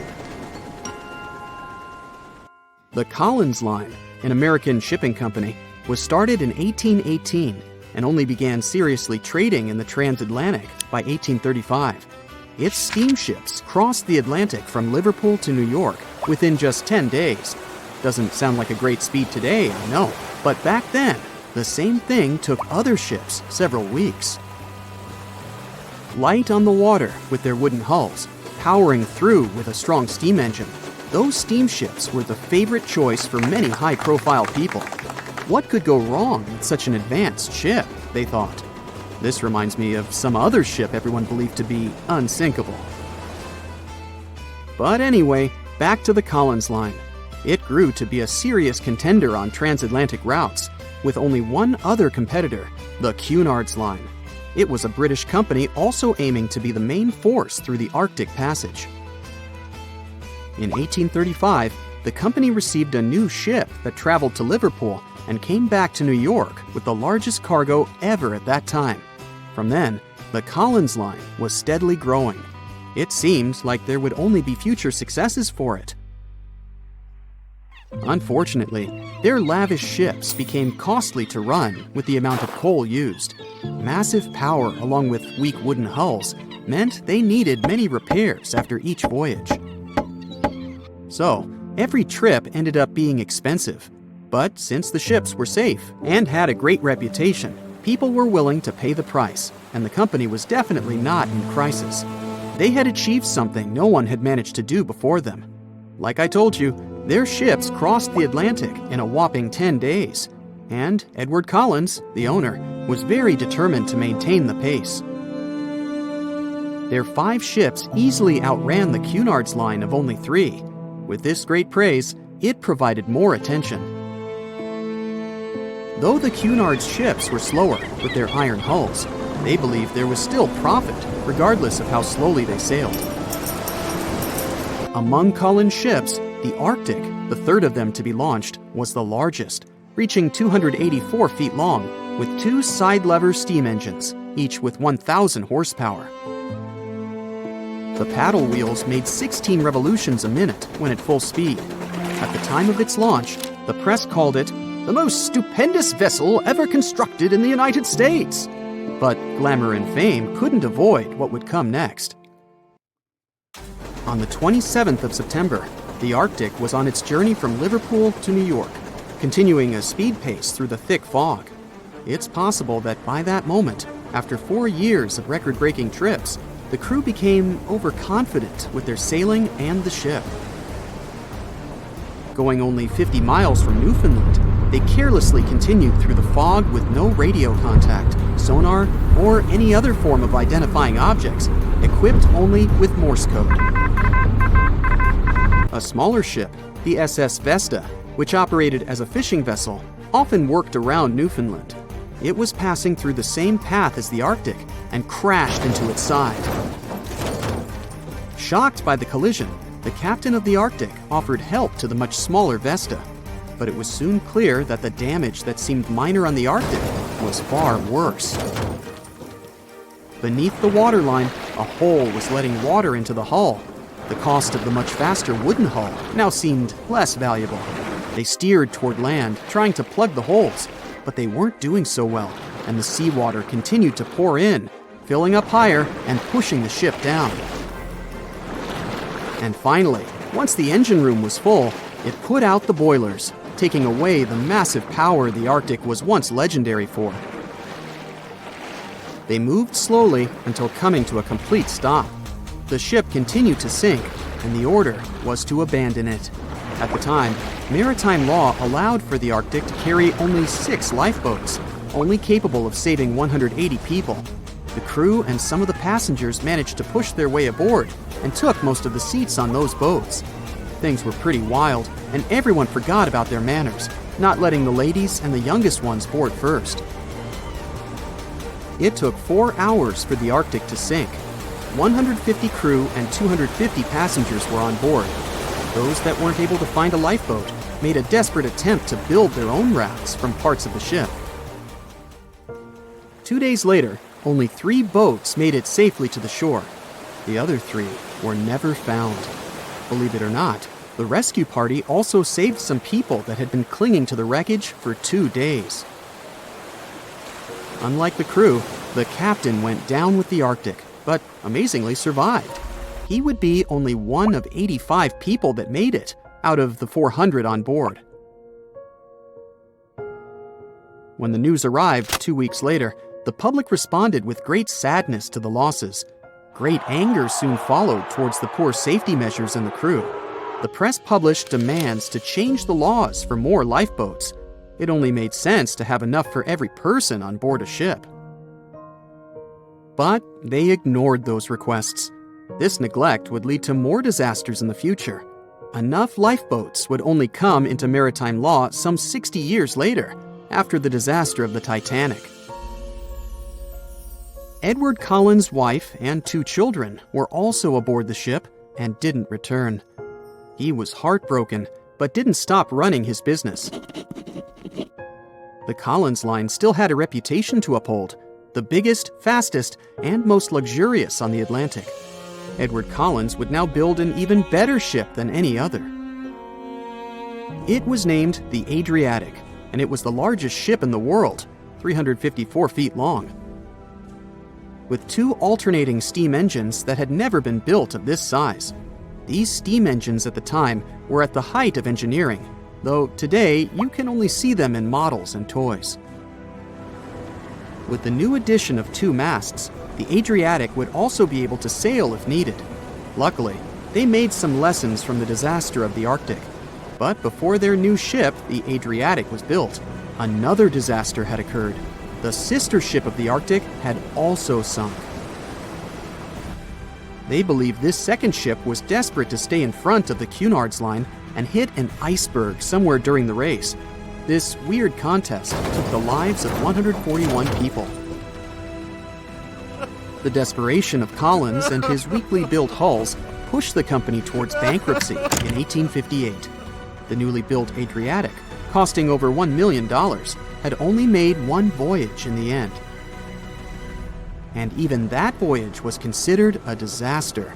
The ship collided with a tugboat. It still managed to finish its maiden voyage at a suitable time. After the company had gone bankrupt, they had to sell the ship for only $50,000. They removed the great giant engines, replacing them with only sails. Although it was once the greatest ship on the high seas, it was only 30 years later until it was abandoned, labeled irreparable, and anchored in a river. The other remaining ships were also sold and only used for parts. Edward Collins left the industry altogether, seeking work on dry land instead. As the Collins line was no longer in the mix, the Cunards would grow in strength. Without competition, they would win the Blue Riband for the next 30 years, and 180 years later, after producing hundreds of ships. They still have a constant presence on the seas as they provide transatlantic crossings, world voyages, and leisure cruises. To this day, the Cunard Line is the only one to run ships between Europe and America, and it's great proof that it's not always the fastest that's the best. April 1912 marked one of the most terrible tragedies in the history of the world. The most unsinkable vessel, the pinnacle of engineering at that time, the huge Titanic, sank. On that dark, moonless night, the ship had many chances to save its passengers. There was another ship just a few miles away that could have saved the Titanic, but it didn't. It wasn't a phantom ship, and it's not some legend or a theory. This is a documented reality. There are records and witnesses' statements confirming this, but why didn't this ship help? Let's find out what happened that night by looking at these events from 3 different points of view. Let's start with the Titanic version. 11:30 p.m. The moon hides behind black clouds. Visibility is bad. Everything is calm on the Titanic. Under the captain's guidance, the communications operator stays in touch with the mainland through the radio. At this moment, some stranger breaks into the frequency, interrupting the operator's communication. It's unclear what this strange man wants and what he's talking about. The operator doesn't try to figure it out. He shouts at the guy, demanding him to disconnect. The connection is interrupted. At 11:40 p.m., the Titanic crashes into an iceberg. The ice breaks the hull. Water begins to flood the lower decks. Nobody is panicking yet. 20 minutes later, at midnight, the ship's crew sends a distress signal through the radio frequency. Few people understand how bad the situation really is. After 20 minutes, at 12:20 a.m., they start lowering lifeboats with passengers. At 12:25 a.m., they receive a response to the distress signal. This is RMS Carpathia. Their captain reports they're already sailing at maximum speed towards the Titanic. But the problem is that the crash site is 58 miles away. This means Carpathia will only be here in 4 hours. At 12:45 a.m., the sinking ship's crew release rockets into the air. These flares are one of the main reasons for the terrible fate of many passengers, but more on that later. 90 minutes later, the Titanic's deck breaks and the ship dives underwater. At 4:10 a.m., the Carpathia finally arrives at the shipwreck location. The crew members make heroic efforts to save all the people. They take 705 survivors on board. At this moment, another ship appears. It's SS Californian. The Carpathia sails towards the New York coast with all the people. The Californian floats in search of passengers and finds nothing but wreckage. The ship was only a few miles away while the Titanic sank into the icy water. The Californian could have saved these people, but did nothing. Its captain, Stanley Lord, made one of the most terrible acts that a sailor can allow. He didn't help a sinking ship. When the world found out about all this, they detested Captain Lord. They couldn't bring charges against him, and the trial didn't punish him. But his career was ruined entirely, as no other ship company would hire him. Despite this, he never confessed he had been guilty. Before he passed away, the captain said it hadn't been his fault. If this was true, then what happened there? This brings us to the Californian version. It's the night of April 14th. The Californian is sailing in the cold waters of the North Atlantic. The ship gets into a section with a lot of icebergs. At 10:10 p.m., Captain Lord stops the ship. It's too dangerous to move around this area, as they can damage the hull. At 11 p.m., the ship starts drifting. It's impossible to move in such conditions with such poor visibility. The captain knows that the Titanic is coming here, so he orders the radio operator to warn the ship about the danger. Radio operator Evans turns on the receiver and tries to contact the Titanic. He spends about 30 minutes on it. The connection is finally established. At this moment, the Titanic radio operator is speaking with the mainland. Evans interrupts this conversation and tries to warn the ship about icebergs. The operator doesn't understand Evans' words. He's annoyed because Evans broke into the channel so brazenly. He shouts at Evans and cuts the connection. Tired, Evans turns off the receiver and informs his superiors about the incident. It's still a mystery how the captain reacted to this news. He probably thought the Titanic knew about the danger. He lets Evans go to bed. If Evans hadn't turned off the radio and waited 1 hour, he would have heard a distress signal from the Titanic. But you shouldn't blame him. At this point, he has no official reason to stay at the transmitter. Evans is too exhausted and can't fight drowsiness. So, Evans goes to bed. The Titanic begins to sink. Its captain sends a distress signal. The operator on board the Carpathia catches it, but the Californian doesn't, since the receiver is turned off. Captain Lord can't sleep. He feels that something is wrong. Meanwhile, the Titanic is rapidly sinking under the water. The captain gives the order to launch rockets into the air. And here is where one of the critical mistakes takes place. They release warning lights, but they are not red. The crew forgot to take red rockets on board for some reason, so they lit up the sky with a bright white light. If you need to send a distress signal, you need to release red lights. Captain Lord sees these lights, but doesn't perceive them as a cry for help.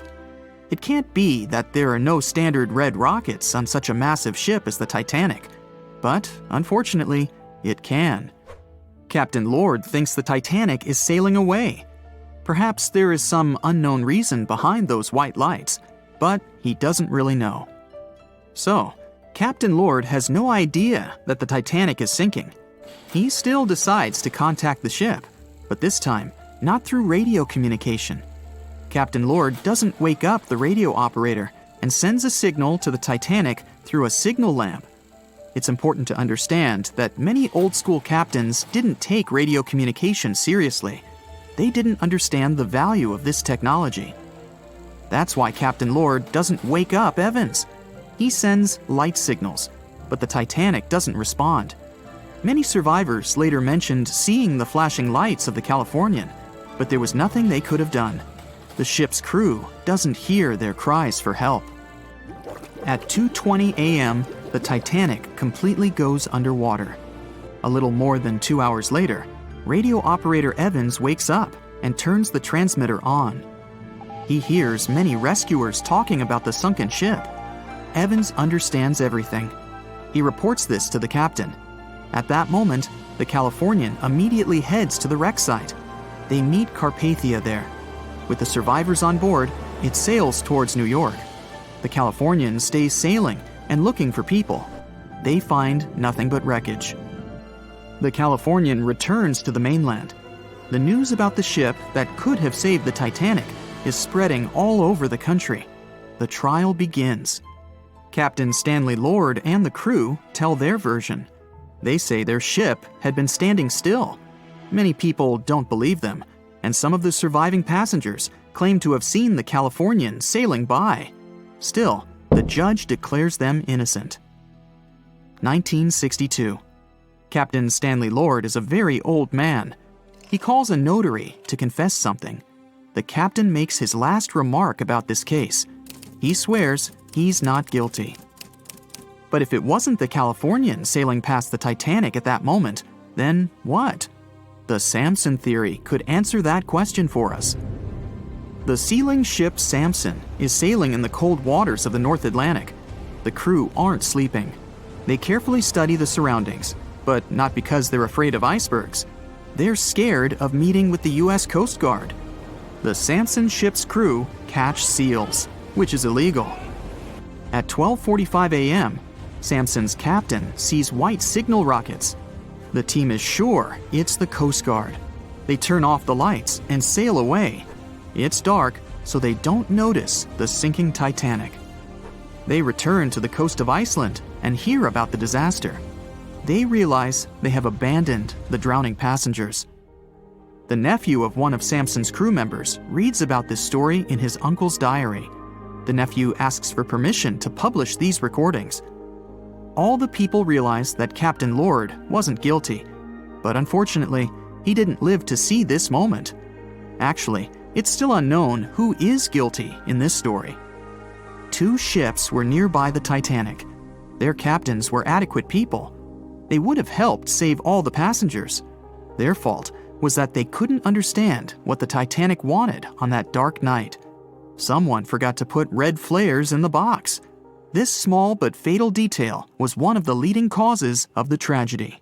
The Royal Mail Ship, or RMS Titanic, easily the most famous steamship in history, was once the symbol of luxury and dreams that promised to come true.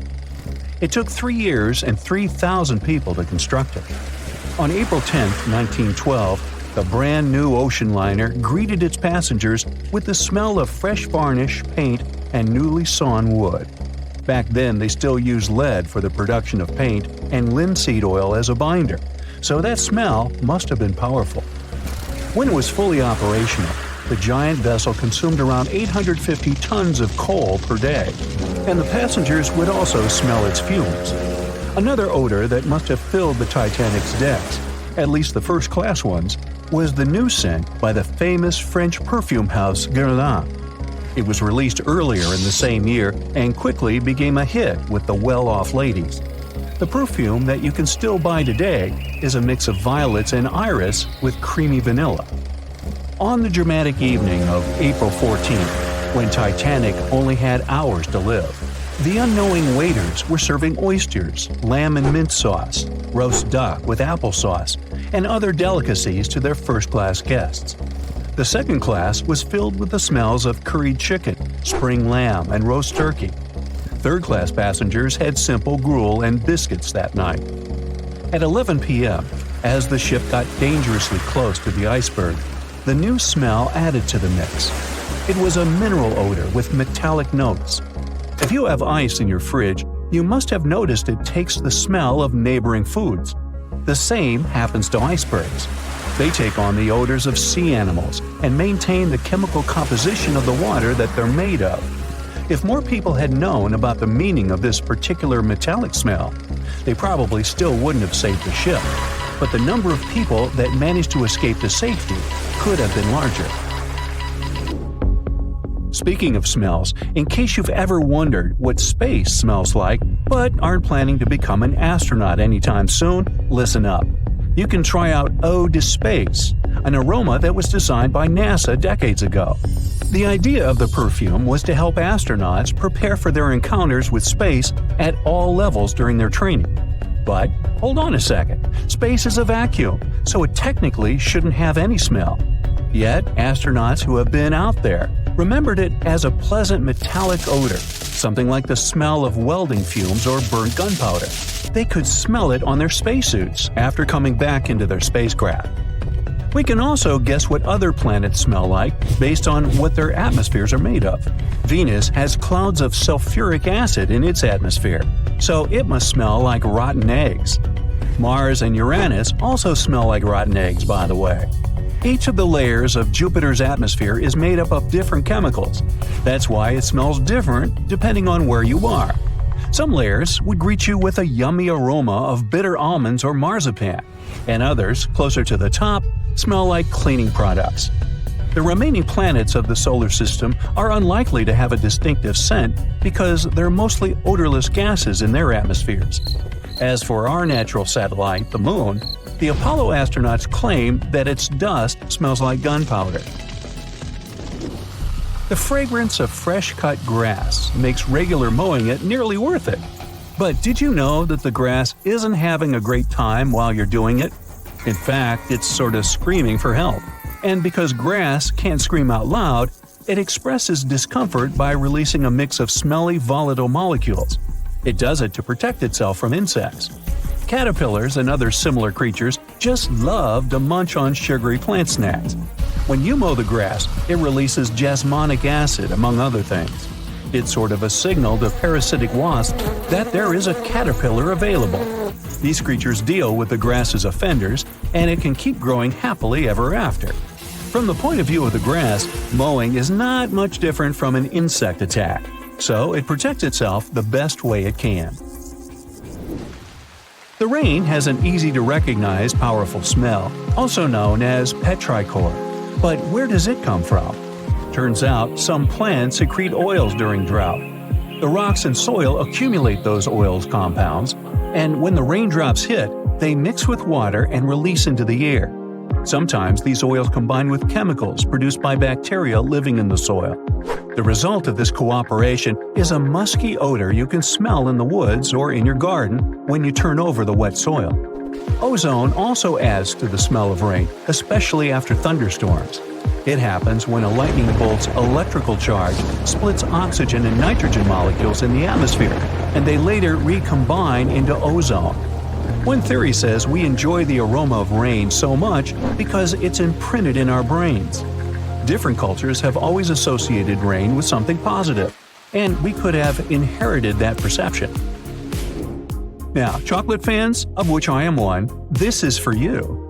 There are flowers that smell exactly like your favorite tree.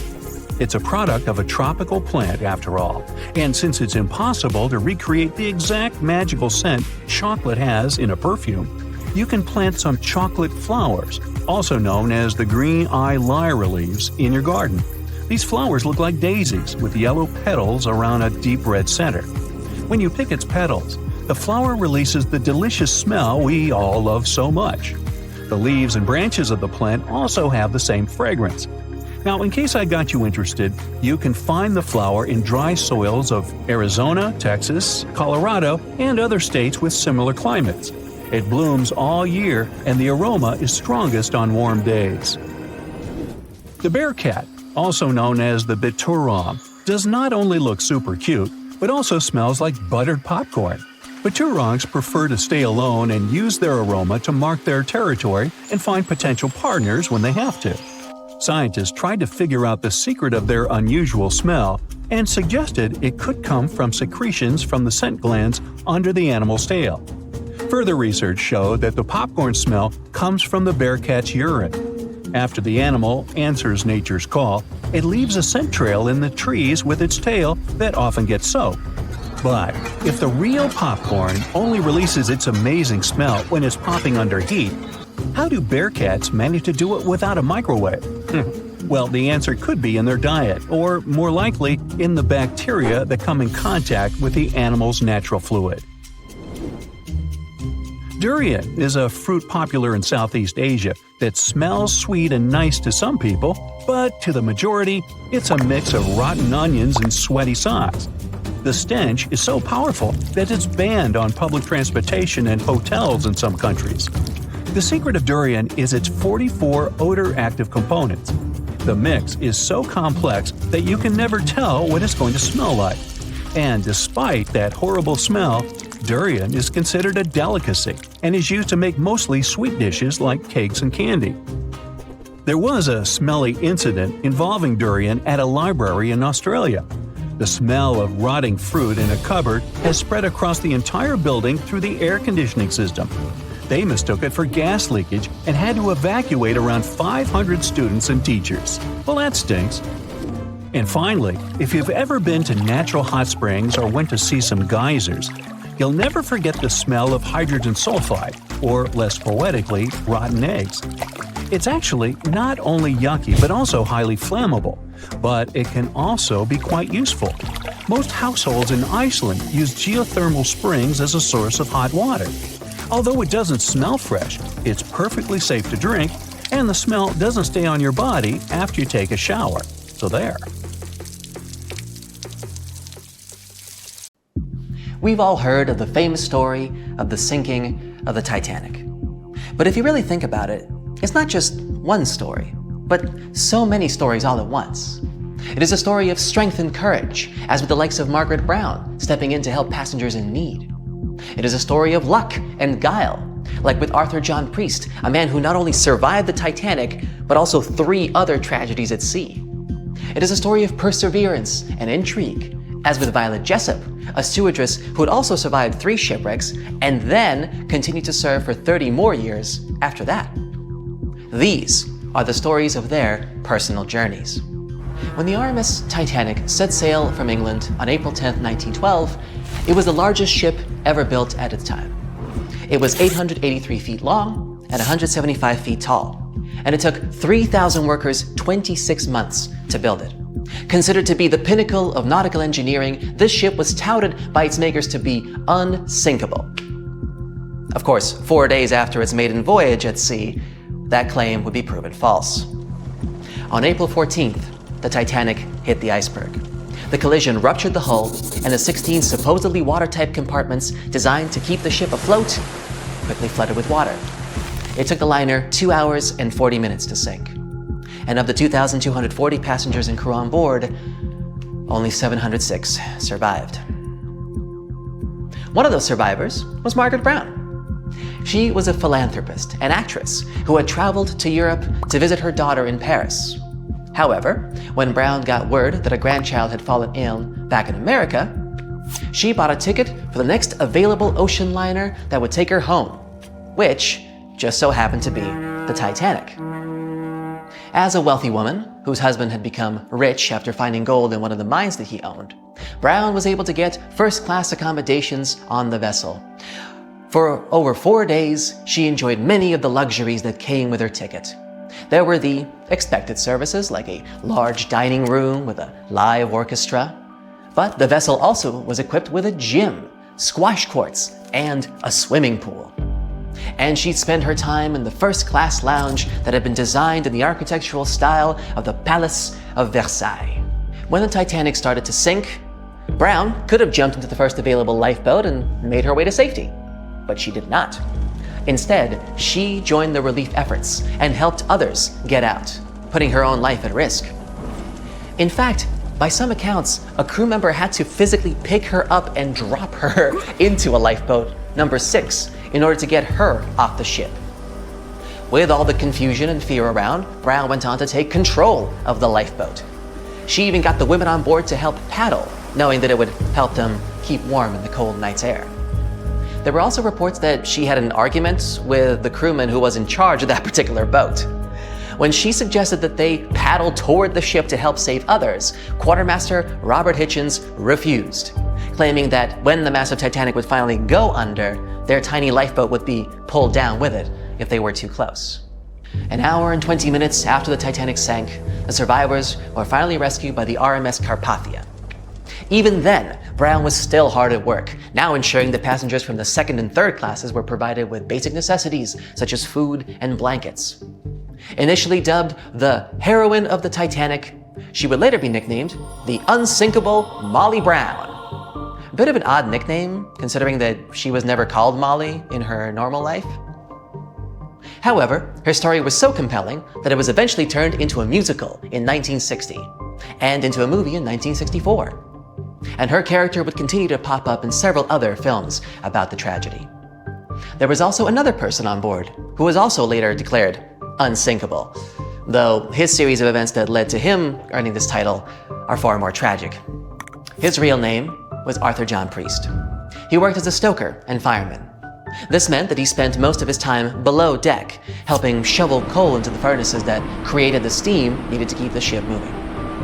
It was a dirty, sweaty job, but it was also a big responsibility, as stokers had to ensure the furnaces did not overheat or set fire to the whole ship. Priest was one of the 163 stokers hired to work on the Titanic for his first big trip. He helped shovel the 600 tons of coal the engines needed each day. When the ship hit the iceberg, Priest was relaxing in the bunker he shared with his co-workers, not far from his workstation. Escape was difficult, and his chances of survival were low. He had to move fast, running through corridors and along gangplanks, as he made a desperate dash onto the deck. And once there, he had only one option left: to jump into the frigid Atlantic Ocean. Imagine the shock of being enveloped by 27-degree water, surrounded by panicked screams in the darkness of the night. Despite all this, Priest swam, and remarkably, with frostbite setting in, he found safety on a lifeboat. He was one of only 44 stokers to survive. As if that wasn't enough, Priest would go on to survive 3 other sinking ship disasters, including the HMS Alcantara in 1916, the Titanic's sister ship the Britannic, also in 1916, and then the Donegal in 1917. It was for this miraculous record that he was later known as the unsinkable stoker. After the Donegal, Priest finally retired from working on ships, although he claimed he only did so because nobody would agree to sail with him. Now, people who had been in a shipwreck often remain afraid of water for the rest of their lives. But let me tell you a story of a woman who survived not one, not two, but 3 ship disasters and then continued to work on cruise liners as a stewardess. Meet Violet Jessup, Miss Unsinkable. Her childhood can be described in one word: short. Violet had to grow up very quickly to take care of her siblings. She was the oldest of 9 children. Life became even more difficult when she became very ill. The doctors were sure that she wouldn't survive, but she did. Shortly after recovering, she moved to England with her mother, took care of her sisters, and attended a convent school. Her mother worked as a stewardess at sea, and when she fell sick, young Violet followed in her footsteps. But because of her youth and beauty, no one wanted to hire her, thinking that she would distract passengers and crew. But Violet didn't give up, and instead came to one of the interviews in her worst clothes and with unkempt hair. She wanted to show that she was ready for hard work on the ship. She was hired on the spot. The first 2 years passed uneventfully, but then a series of incredible fortunes began, or misfortunes depending on how you look at it. In 1910, Miss Jessup got a job on the most luxurious liner of its time, the Royal Mail ship Olympic. This ship sailed across the Atlantic from England to America. The engineers didn't focus on the speed of this vessel, but on its comfort. While working on that ship, Jessup was paid just £2 a month, the same as £200 today. Hard work on the ship's deck from morning to night didn't frighten Jessup. She loved the job. She liked to talk to the people and enjoyed the beautiful views of the Atlantic. So, on September 20th, 1911, Jessup was working on the deck as usual. The sea was calm and the weather was excellent. The ship was sailing through the Solent Strait, which separates the Isle of Wight from the British mainland. At this moment, the British military cruiser Hawke appeared ahead. It should have simply passed by the Olympic, but something went wrong. For whatever reason, the ships started going straight at each other. The Olympic's captain tried to maneuver to avoid a collision, but failed. The Hawke's bow was designed specifically to ram other ships, so when it rammed the Olympic, it made an impact. The liner shuddered, and the people screamed in fear and panic. The ship had a huge hole in the starboard. Jessup fell from the force of the blow. It seemed that one of the biggest liners of its time was going to sink. But luckily, both ships stayed afloat, and nobody got hurt.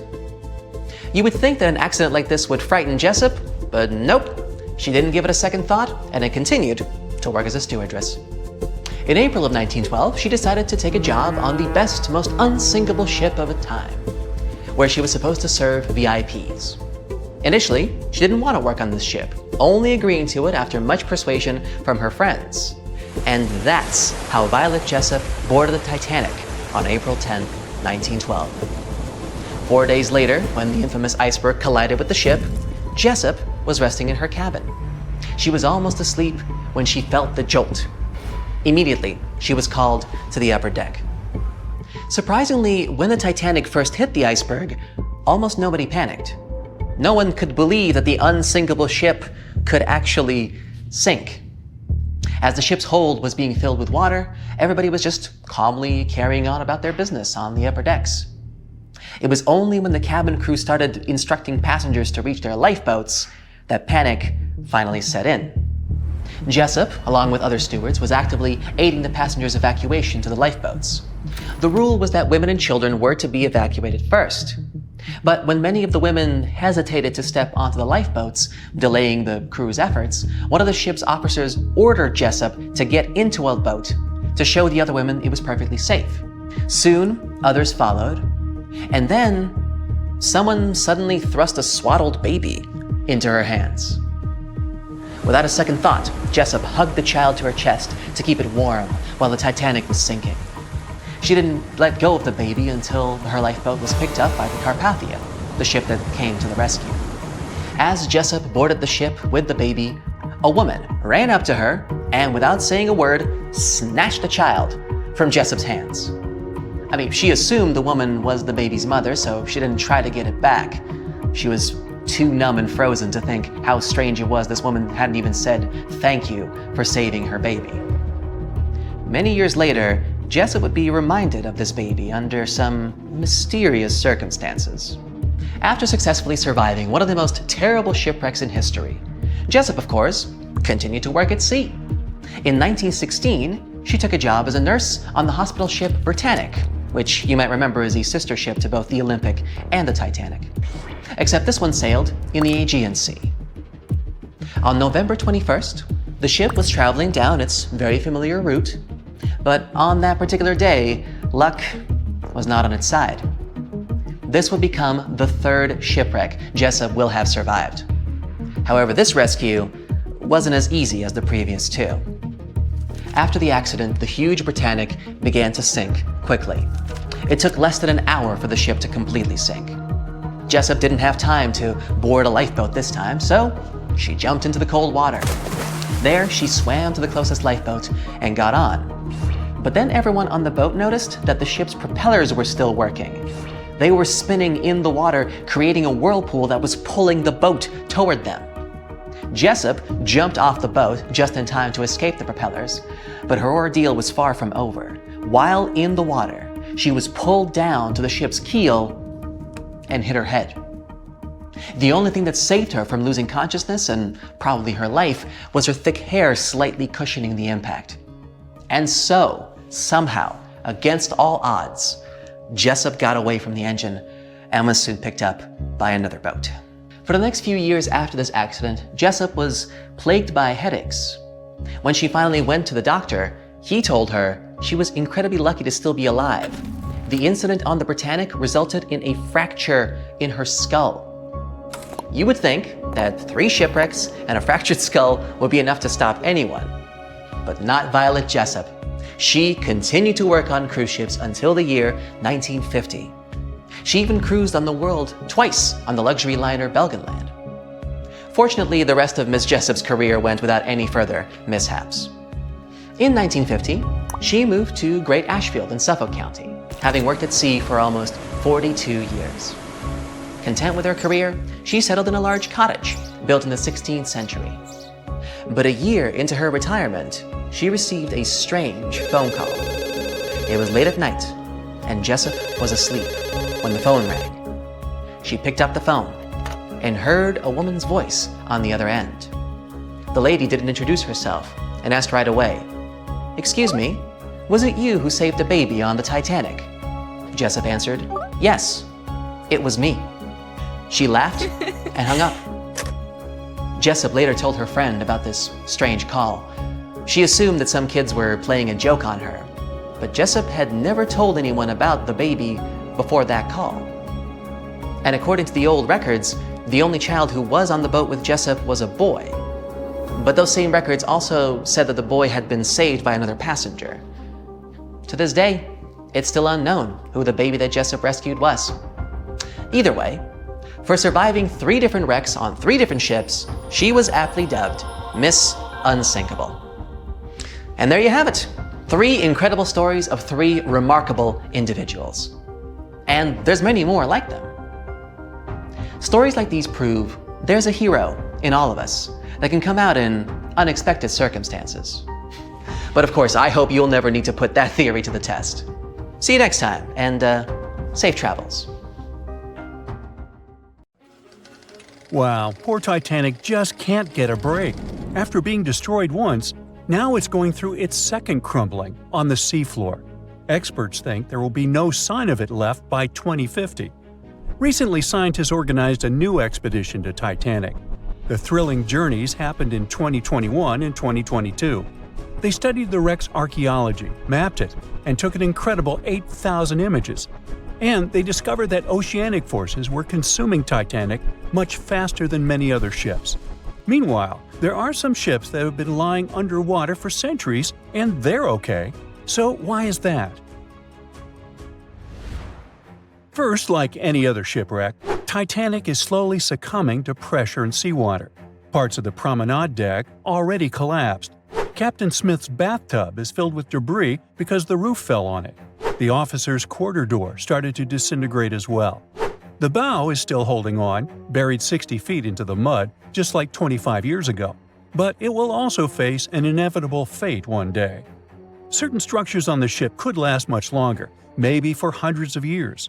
For example, the thick boilers and reciprocating engines. But lighter elements like railings and wood are doomed. One of the biggest things that can crazily speed up the decay are hungry microbes. The Titanic is being eaten away. It turns out the Titanic has its own specific type of bacteria called Halomonas titanicae, and yes, it's literally named after the ship. This type was discovered in rusticles. That's what you call the rust formations that resemble icicles. They were snacking on the hull of the Titanic, and scientists first stumbled upon them in 2010 during a wreck expedition. These little guys slowly eat away at the steel. They stick to the steel surfaces, causing knob-like mounds of rust to form. These mounds cover the wreck of Titanic, and the porous rusticles then dissolve into fine powder. It's like they're trying to turn the ship into dust. Add the immense water pressure, super cold temperatures, and salt, hence the fast decay. But bacteria isn't the only problem. There are two main things that determine how long a shipwreck might last after sinking. The first one is oxygen, or rather the lack of it. As you go lower and lower in the ocean, the oxygen levels drop significantly. Surprisingly, this really slows down the decay process. Oxygen is very important for life, and if there's none, many organisms just simply don't do well there. Also, some chemical decay processes, like iron rusting, require oxygen. That's why ships that sank in shallower, oxygen-rich waters usually deteriorate much faster. The Titanic did lie in an area with low oxygen levels, and initially, this helped to preserve its structure better. But then it adopted its own type of bacteria like a pet. It turns out that this bacterium loves low oxygen conditions. Who would have thought? There's an interesting reason for that. Most ships throughout history, both above and below the water, were made of wood. This changed in the 1840s when the Industrial Revolution hit. People started making ships out of metals, mostly iron and steel, like Titanic. Finally, they started getting bigger and stronger. Aside from the Titanic, there was also the Lusitania and other luxury ocean liners. At first sight, metal ships are much better. They outlast the wooden ships even underwater. Even though they rust away, they still last tens of times longer than the wooden ships. Decomposing wood is like a feast for animals and microbes searching for organic matter to gobble up. As soon as the wooden ship sinks, they start breaking it down almost immediately.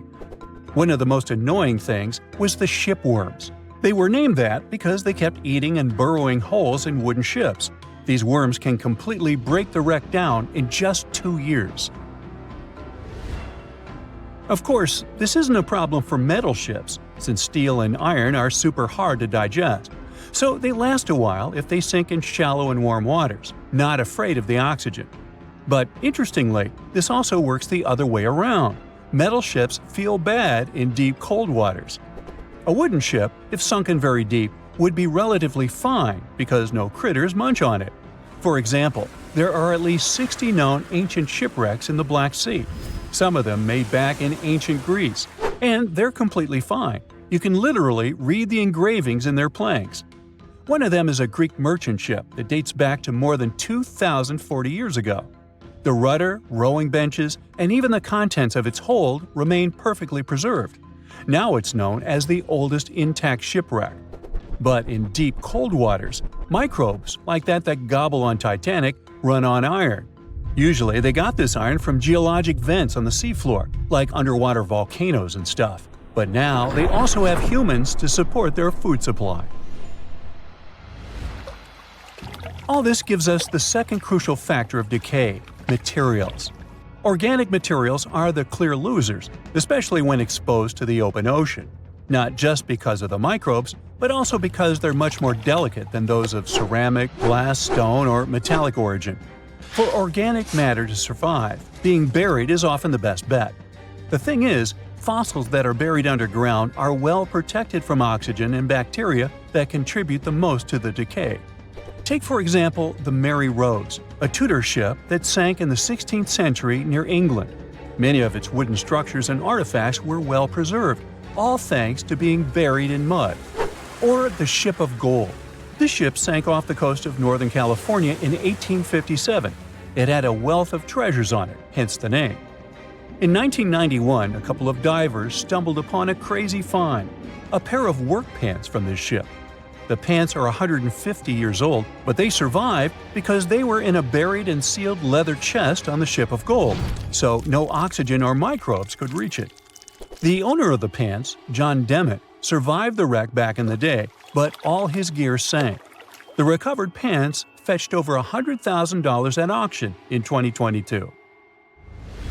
But even though the Titanic will completely decay, perhaps by 2050, it will have an interesting fate. As mentioned, these shipwrecks rest on some crazy depths, between 9,800 and 20,000 feet. There lies the Abyssal Plain, one of the flattest, most depressingly desolate places on Earth. It's an endless expanse of muddy seafloor. Occasionally, you can find some rocks and boulders here and there. They were once picked up by drifting glaciers. Glaciers calve into icebergs, like those that caused the catastrophe, and the icebergs drop these rocks on the seafloor as they melt. Places like this are scary to humans, but for tiny marine life, they're awesome. This vast, quiet area is home to burrowing worms and other tiny creatures, and one of their favorite places to thrive in are occasional shipwrecks. The Titanic will become their home, a so-called artificial reef. Even after the decay, its structure will provide a substrate for marine life, like a building framework. Such artificial reefs create little unexpected pockets of life in underwater deserts. Coral loves to grow on wrecks, and this creates some structure for little critters to hide and nestle in. The Titanic is already transforming into a vibrant place full of corals and small animals. The images show an amazing variety of life: shrimp, squat lobsters, and even curious rat-tailed fish cruising around the site. As a reef, the Titanic will continue to thrive for centuries to come. The researchers are excited about revisiting the Titanic in the future. They'll use advanced sonar and laser scanning technology to survey the wreck site and capture some high-quality photos for a better understanding of the Titanic's condition. They're also curious about how coral grows on shipwrecks compared to other underwater features, such as volcanic reefs. All this will be helpful for marine biology and the shipbuilding industry. A Portuguese archaeologist just discovered a bunch of sunken ships filled with gold, including a Spanish galleon with 22 tons of gold and silver. This much gold today is worth about $2 billion, and this is the money from one ship alone. Archaeologist Alexandre Monteiro made this discovery almost by accident. He was studying some documents when he found some information about a ship that went missing in 1615, and he decided he wanted to find it. After many years, Alexandre found not just this specific ship, he actually discovered 8,620 shipwrecks in the waters of Portugal alone. Out of this number, 250 are gold-filled shipwrecks, a discovery that would make any Jack Sparrow shake in his boots. Most of these ships went down for boring reasons like the weather, but sometimes they were destroyed in battles, which may or may not have been super epic. They were carrying gold and other treasures from the New World to Europe, and of course, everyone wanted a share. Alexandre had been studying historical shipwrecks for 30 years now, so he has discovered many ships that went down in somewhat glorious ways. In 1816, for example, a ship of one of the richest men in Portugal sank in Australia, with an insane amount of 66,000 silver coins. This was the first ship from Portugal to ever plunge in the waters of Australia. The bad news is that these ancient sunken vessels, filled with riches and epic stories, are not so easy to reach. They're deep down in the ocean and covered by sand. You could still try, but that would be stealing part of a country's history, and you wouldn't want to be that person, would you? Naturally, Portugal was not the only country that explored the seas back then. The coast of Europe is packed with sunken ships filled with gold. In fact, there are about 1 million historical shipwrecks underwater right now, and the treasures abandoned under the sea might be worth around $60 billion. It's an insane amount of money, but let me tell you that these gold-filled sunken ships aren't really worth the hassle. There are many stories of maritime treasure discoveries that turned into insane lawsuits and even long jail time. Our first story starts in 1746, when a violent storm crashed a ship called Prince de Conti near an island in Brittany. The ship was filled with tea, ceramics, and 100 gold ingots. Of course, the owners of the ship tried to save the loot, but if it's not easy now, imagine how it was back in the 18th century. It took more than 200 years for the vessel to be found.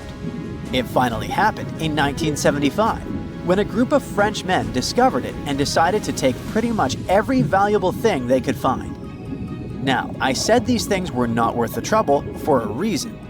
In France, if you find anything that can be historical, you must declare it to the local authorities within 48 hours. Fail to comply, and you will be committing something known as a crime. To be fair, our French friends here did declare their findings, but only the corroded cannons from the ship. And the gold? Well, they sold it. Obviously, because each gold bar is worth between $125,000 to $231,000. It took French authorities almost 50 years to retrieve the stolen gold, and they didn't retrieve all of it. Part of it was bought by an elderly couple living in Florida, and the crime is so serious they were charged for connection with money laundering, organized crime, and the trafficking of cultural goods. The poachers also sold some gold ingots to the British Museum collection. Now, let's go back to the 1850s, when a steamer called SS Central America traveled from Panama to California and back again. This was during the Californian gold rush, a time when 300,000 people moved to California to dig for gold.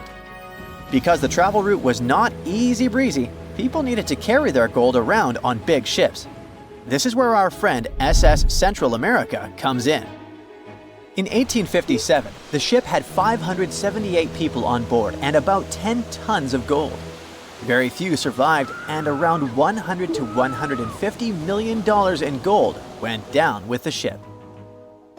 All of this explains why in 1988, a group of investors from Columbus decided to finance a research project to find this ship. The research was led by a guy named Tommy Thompson. Tommy was really crazy about the idea of finding this sunken ship filled with gold. It took him years to find the exact location of the SS Central America, especially because the ship was 7,500 feet beneath the surface of the Atlantic Ocean, and retrieving it required a lot of fancy tech. A group of 161 investors paid for his adventure. But it goes without saying that they were not doing this out of love from their hearts. They invested $12.5 million in this project because they were expecting to earn at least 10 times more. But since life is not all sunshine and rainbows, 39 insurance companies sued the research team as soon as they retrieved the gold. Back when the ship was up and running, these companies insured the cargo of the SS Central America, and when the cargo was finally retrieved, more than 100 years later, they wanted to be compensated. They said it was not their job to retrieve it, but that doesn't mean they abandoned it. This crazy talk didn't stick, and 92% of the gold was given to the research team. The plot thickened when the investors were scammed by none other than Tommy Thompson, who fled with $4.16 million. He also had 500 gold coins, but he's not telling a soul where they are. Nonsense like this is the reason why most countries have rules to protect cultural properties. And yes, sometimes shipwrecks can be a cultural property. Obviously, there are many maritime treasure discoveries that happen without breaking any laws. The SS City of Cairo, for example, was a steamship that submerged in 1929 with 2,000 boxes of silver coins weighing 122 tons. A company called Deep Ocean Search retrieved the coins from a depth of 17,000 feet, which is 4,500 feet lower than the Titanic. £34 million went to the UK Treasury, and the deep ocean search also got a share. The good news here is that some of the coins can be bought by collectors, legally. Paying for a treasure is probably the closest you can get to an underwater archaeology find. I know, all I did was destroy your piracy dreams. But while raiding gold-filled shipwrecks may be a crime in most countries, or just financially impossible for us mere mortals, not all hope is lost. There is about $771 trillion worth of gold lying on the ocean floor, and it doesn't have an owner. It's like an underwater gold mine, except the gold is in the water. You know how the water of the ocean is salty? Well, the gold gets mixed with the minerals in the water, so it's not like you stumble upon a gold nugget on the beach. Each liter of ocean water has 13 billionths of a gram of gold, and it's very difficult to extract such tiny particles of gold from the water. But that doesn't mean people haven't tried, and of course, there's been a scam here too. In the 1890s, a guy claimed he had invented a thing that would suck gold from the seawater. When he got enough money, he fled the country with the cash. If you really want to get some gold, you could try to extract it from the Earth's core, which has 1.6 quadrillion tons of gold. There's 16 times more gold in the Earth's core than what humans have mined in the whole of history. No hoax involved here, because nobody has dared to go down there yet. With archaeologists discovering gold-filled sunken ships out and about, maybe we can make our own maritime treasure discoveries, or at least save enough money to buy some silver coins. They say nothing is ever lost, and it's true. Let's discover ships frozen in time. The first one is truly fascinating. Here, the Antikythera shipwreck. It's a Greek trading ship from the 1st century BCE. It's located on the east side of the Greek island of Antikythera and at the merging point of the Aegean and Mediterranean seas. Around 2,000 years later, in 1900, a group of Greek sponge divers discovered the wreck. They were going to Tunisia, yet they were forced to find shelter from a storm on a nearby island. Since they couldn't go anywhere due to the storm, they decided to look for sponges until the weather got calmer. One of the divers discovered the shipwreck at depths of around 130 feet. Imagine someone going for a sponge hunt, but getting out to the surface with archaeological treasures. The captain of the sponge boat talked to the Greek officials about what they had found. The officials sent 2 ships to the wreckage. The salvage operation was successful, and discoveries are now in Greece's National Archaeological Museum in Athens. The findings included 3 life-sized marble horses, jewelry, coins, and hundreds of works of art, including a 7-foot-tall Colossus statue of Hercules.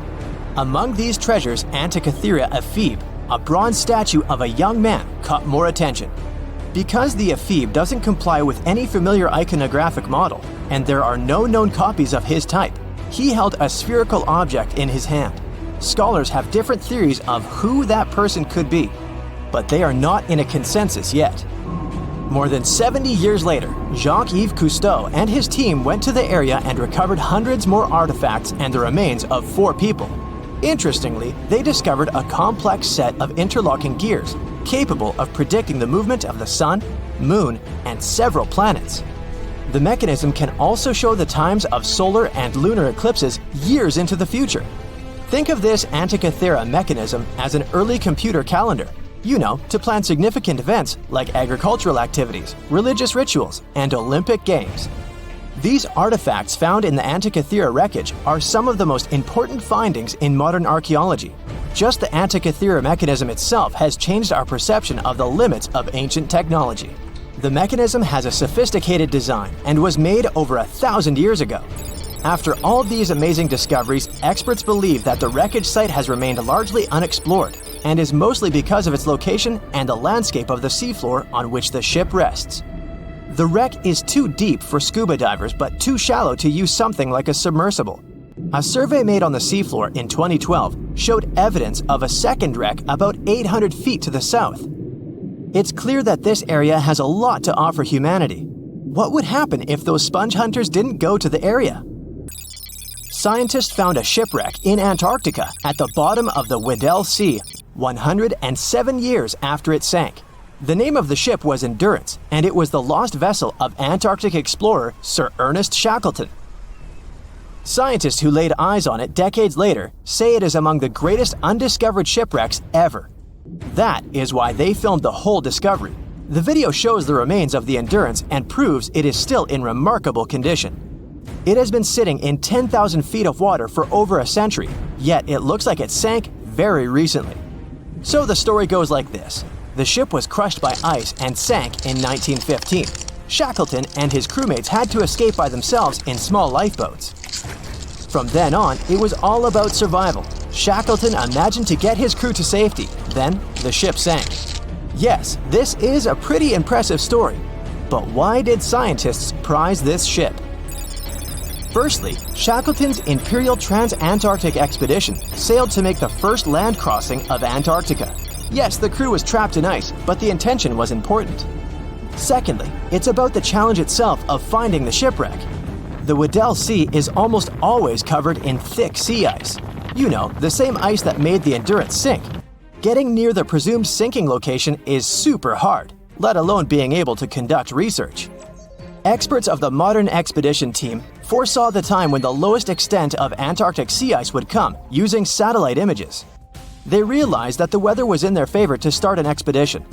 Dr. John Shears said that they have successfully completed the world's most difficult shipwreck search, fighting against constantly shifting sea ice, blizzards, and temperatures decreasing to negative 0.4 degrees Fahrenheit. Yeesh, I can't imagine the worst conditions in Antarctica if these conditions are in their favor. Lastly, look at this. It's timbers. They're very much intact. Plus, you can read the ship's name. It's still visible. Marine archaeologist Menson Bound says that this is the finest wooden shipwreck he has ever discovered. He has 50 years of career experience, so I believe the guy. So how come the wood is not rotten? Dr. Michelle Taylor, a deep-sea polar biologist, said that there has been little wood deterioration because the wood-munching animals are not in this forest-free region of Antarctica. Workers of a coal mine in East Serbia discovered 3 shipwrecks that had been there for at least 1,300 years. The largest shipwreck is an ancient Roman fleet. It's around 50 feet long with a flat bottom. It's estimated that the ship could carry a crew of 30 to 35 people. Looking at its hull, you can see the marks of repairs. Wow, this one had a lengthy career. You know, it gives us insight into more than 1,000 years ago. The 2 smaller vessels, on the other hand, match descriptions of boats used by Slavic groups to attack the Roman frontier. These 2 have been discovered under mud and clay in an ancient riverbed. Apparently, in those times, there was a Roman base in a place called Viminacium City. Interestingly, Viminacium was a provincial capital with an estimated 40,000 inhabitants in the 4th century CE. For comparison, it was even larger than Pompeii. The Kostelach coal mine is a center of hidden gems. Archaeologists had found evidence of ancient human and animal activity here before. For instance, in 2012, experts found bones of at least 5 woolly mammoths, which went extinct about 10,000 years ago. Canadian archaeologists found a ship 150 years after it went missing in the Canadian Arctic waters. This merchant ship is called HMS Investigator. It was purchased in 1848 to search for the explorer Sir John Franklin's ship that got lost in the Northwest Passage expedition. So, HMS Investigator left Britain in 1850 for this rescue operation. The expedition crew, captained by Robert McClure, sailed the Investigator into the water. He realized that he was in the final leg of the Northwest Passage, the sea route across North America. But before he could sail into the Beaufort Sea, the 122-ton ship itself got stuck in the thick ice. The crew spent the winter over the Prince of Wales Strait. The following summer, McClure tried again to sail to the end of the passage, but the ice blocked his way once more. Here, too, the crew was forced to leave the ship. He steered the crew into the Bay of Mercy. There, they were to remain until 1853 when the crew of the HMS Resolute rescued them. Imagine a crew of 60 people who had to spend 3 winters in the Arctic without even knowing if they would survive. Later on, the ship was found sitting upright in about 36 feet of water. It was in very good condition. Arctic water has prevented the outer deck of the vessel from deteriorating quickly. The outline of the ship and its timber can be clearly seen. Plus, archaeologists have uncovered artifacts on land left by the sailors. They had unloaded everything before abandoning the Investigator. 3 sailor graves and 1 British naval shipwreck had also been discovered in the area. I wonder what else they could find there. Wow, it's the only place where 1 minute you're learning 17 natural ways how to get rid of houseflies, and the next, you're taking an epic journey straight into a black hole. More than 10 billion, with a B, views in total. That's 47 billion minutes watched, or more than 70,000 years. That's all the way back to the Ice Age. No, I wasn't around then. 40,000 videos, hundreds of topics, and most importantly you, a whole 44 million of you. Our viewers. We could populate an entire country if we wanted to. We'd like to continue helping you learn and giving you useful skill improvement tips. Got a thirst for knowledge? We've prepared 4 masterclasses on creating a 2D character animation from scratch, 10 hours of video lessons, practical tasks using professional software, and additional materials that you can use with your own projects. Get the full course now and create your own animated masterpiece.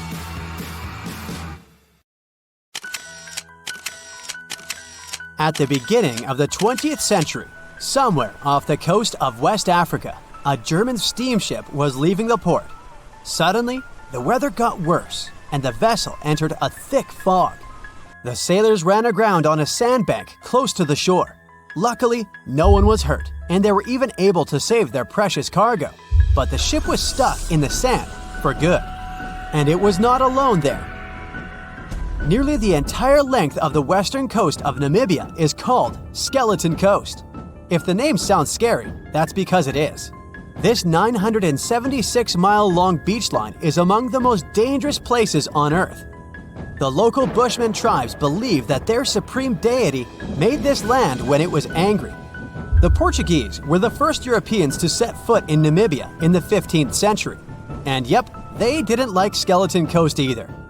Portuguese explorers thought this land presented the gates to the underworld. This is the place where the Namib Desert meets the Atlantic Ocean. It might be dangerous, but it's actually beautiful. Plus, it's a UNESCO World Heritage Site. If Skeleton Coast had a PR manager, they would quit on the first day on the job. The area is not exactly tourist-friendly because of its geography and history. Beneath the sand and the waves, there is a secret ocean currently lurking for unsuspecting sailors. It's called Benguela Current. It flows towards the north along the coast of southern Africa. This part of the Atlantic is rich in marine life, but the current's land neighbor isn't that happy with the deal. This arid climate created the Namib Desert, one of the driest regions on Earth. And that marine life I just mentioned? It's sharks. 11 species of them to be exact. And yes, the great white decides to pop by once in a while. So far, we've got a desert landscape, strong currents, and sharks. Not a place for a beachside resort, definitely. But if someone ends up on Skeleton Coast, will they know they're in danger? Don't worry, they will. The beach is littered with wrecks of all sizes and shapes. If you remember that German ship I mentioned in the very beginning, its massive and rusted stern is now sticking out from the desert sand. There are some 500 wrecks in total scattered along the coast, and it's a mixed crowd, from Portuguese galleons centuries old to ships that ran ashore here in the 21st century. A modern fishing ship called Zela India managed to slip from its tow rope in 2008 and ended up on Skeleton Coast. Okay, it didn't escape on its own, it had some help from the elements. But it's better to be a tourist attraction on a beach than to be broken up for scrap. That's where the trawler was originally going, poor thing. Skeleton Coast's most famous inhabitant, to call it such a place, is the wreck of the Dunedin Star. The British cargo liner ran aground here in 1942. The massive rescue operation that followed reveals why it's so dangerous for sailors to end up here. The rescuers managed to save all of the crew and passengers, but at a heavy price. An aircraft and a tugboat were lost in the process. It took the last of the rescuers a full 2 months to return home to Cape Town. Why, you might wonder? One look at the map of the region reveals the reason. It's an endless sea of yellow, which is the sand. There are so few roads here, so Skeleton Coast is hard to reach by land. There are also legal obstacles. You need a special permit to drive into the area. But the skeletons in the name of the area don't only refer to ships, they also stand for animal bones. Most of these belong to whales and seals. Many animals have adapted to the area, so lions and hyenas roam the coastline in search of a meal. Yeah, now there are hungry lions as well, as if those sharks weren't enough. Other animals with a temporary residence on Skeleton Coast include elephants, cheetahs, leopards, and giraffes. In 1971, the Namibian authorities established a national park here, but except for surfers, after an adrenaline rush, they don't get many visitors. You can understand why. The Namib Desert is the oldest desert in the world, and it's not very tourist-friendly either. Those who travel to the region should pack sunscreen and a warm winter jacket. A weird combo, right? Well, not so much when you think that during the day, temperatures soar over 110 degrees Fahrenheit. At night, the air temperature drops below freezing. What a climate roller coaster! And that's not the final danger. Yep, there's more. Remember how that German ship got lost in thick fog? Yeah, it wasn't a one-off event. Because of the region's climate, fog shows up frequently. Sailors should cover their ears now, but this fog is actually good for wildlife. This is their only source of water in the Namib Desert. Reptiles and mammals have adapted to the harsh climate. They use as little water as possible. Shifting sands, thick fog, strong currents, lions, and sharks. Not the stuff you would put in a tourist booklet, but Skeleton Coast isn't the only beach on Earth you wouldn't want to spend your vacation on. I will take you to Cape Tribulation in Australia. The area covers some 48 square miles in the northwestern part of the continent. And no, the area is not as dry as Skeleton Coast. It's part of the Daintree rainforest. You could say that here, it is the rainforest, not the desert that meets the ocean. The beach at Cape Tribulation is straight from a postcard. But looks can be deceiving. Australia? Probably sharks. No, crocodiles are out here to get you if you decide to go for a dip in the sea. There are saltwater crocodiles that the locals call salties. Well, that's a cute nickname for such a dangerous reptile. And it's not just them. The wildlife seems to have a beef with visitors. From October to June, the waters around Cape Tribulation are full of box jellyfish. Their venom affects the human cardiovascular system. When touched by a jellyfish out at sea, swimmers won't have enough time to reach land for help. Vinegar helps neutralize the sting, so you might want to keep a spare bottle in your luggage. Crocodiles and jellyfish sound dangerous, but there's one more animal you should look after. It's the wild boar. It might sound funny, but you won't laugh when you're being chased by one of these across the beach. 21 million wild boars live in Australia. They're mostly active at night, making it even more dangerous if they charge at you. The best defense is running in circles. Wild boars can't cut corners well. That's probably why we don't see many of them taking up careers as race drivers. Cape Tribulation has one last danger installed for you, and it's not an animal. Out here, even the trees are plotting against visitors. The stinging tree got its name for a reason.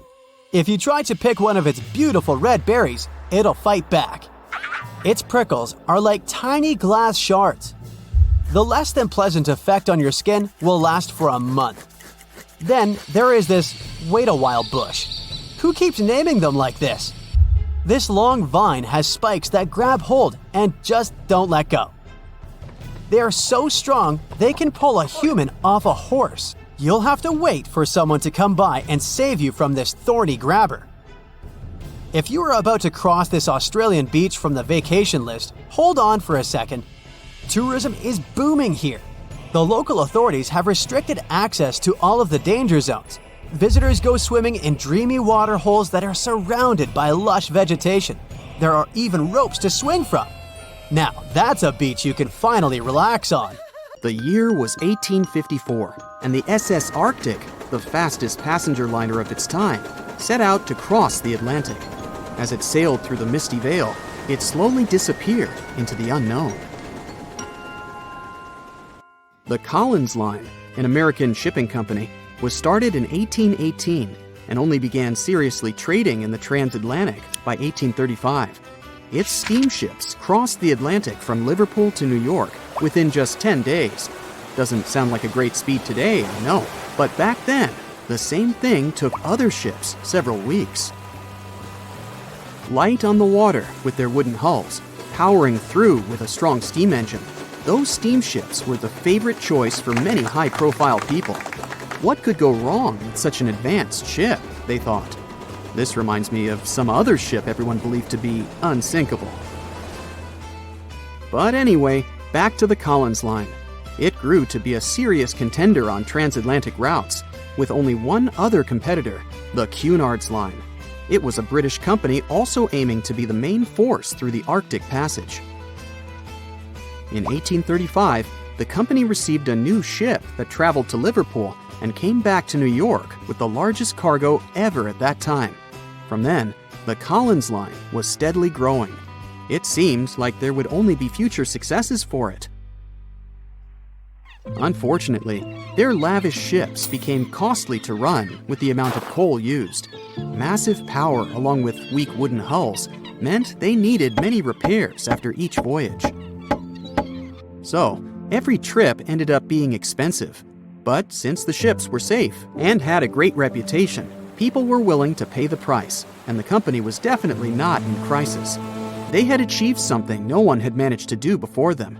Like I told you, their ships crossed the Atlantic in a whopping 10 days, and Edward Collins, the owner, was very determined to maintain the pace. Their 5 ships easily outran the Cunard's Line of only 3. With this great praise, it provided more attention. Though the Cunard's ships were slower with their iron hulls, they believed there was still profit, regardless of how slowly they sailed. Among Collins' ships, the Arctic, the third of them to be launched, was the largest, reaching 284 feet long, with 2 side-lever steam engines, each with 1,000 horsepower. The paddle wheels made 16 revolutions a minute when at full speed. At the time of its launch, the press called it the most stupendous vessel ever constructed in the United States. But glamour and fame couldn't avoid what would come next. On the 27th of September, the Arctic was on its journey from Liverpool to New York, continuing a speed pace through the thick fog. It's possible that by that moment, after 4 years of record-breaking trips, the crew became overconfident with their sailing and the ship. Going only 50 miles from Newfoundland, they carelessly continued through the fog with no radio contact, sonar, or any other form of identifying objects, equipped only with Morse code. A smaller ship, the SS Vesta, which operated as a fishing vessel, often worked around Newfoundland. It was passing through the same path as the Arctic and crashed into its side. Shocked by the collision, the captain of the Arctic offered help to the much smaller Vesta, but it was soon clear that the damage that seemed minor on the Arctic was far worse. Beneath the waterline, a hole was letting water into the hull. The cost of the much faster wooden hull now seemed less valuable. They steered toward land, trying to plug the holes, but they weren't doing so well, and the seawater continued to pour in, filling up higher and pushing the ship down. And finally, once the engine room was full, it put out the boilers, taking away the massive power the Arctic was once legendary for. They moved slowly until coming to a complete stop. The ship continued to sink, and the order was to abandon it. At the time, maritime law allowed for the Arctic to carry only 6 lifeboats, only capable of saving 180 people. The crew and some of the passengers managed to push their way aboard and took most of the seats on those boats. Things were pretty wild, and everyone forgot about their manners, not letting the ladies and the youngest ones board first. It took 4 hours for the Arctic to sink. 150 crew and 250 passengers were on board. Those that weren't able to find a lifeboat made a desperate attempt to build their own rafts from parts of the ship. 2 days later, only 3 boats made it safely to the shore. The other 3 were never found. Believe it or not, The rescue party also saved some people that had been clinging to the wreckage for 2 days. Unlike the crew, the captain went down with the Arctic, but amazingly survived. He would be only one of 85 people that made it out of the 400 on board. When the news arrived 2 weeks later, the public responded with great sadness to the losses. Great anger soon followed towards the poor safety measures in the crew. The press published demands to change the laws for more lifeboats. It only made sense to have enough for every person on board a ship. But they ignored those requests. This neglect would lead to more disasters in the future. Enough lifeboats would only come into maritime law some 60 years later, after the disaster of the Titanic. Edward Cullen's wife and 2 children were also aboard the ship and didn't return. He was heartbroken, but didn't stop running his business. The Collins Line still had a reputation to uphold, the biggest, fastest, and most luxurious on the Atlantic. Edward Collins would now build an even better ship than any other. It was named the Adriatic, and it was the largest ship in the world, 354 feet long. With 2 alternating steam engines that had never been built of this size. These steam engines at the time were at the height of engineering, though today you can only see them in models and toys.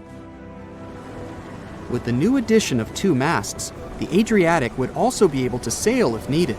Luckily, they made some lessons from the disaster of the Arctic. But before their new ship, the Adriatic, was built, another disaster had occurred.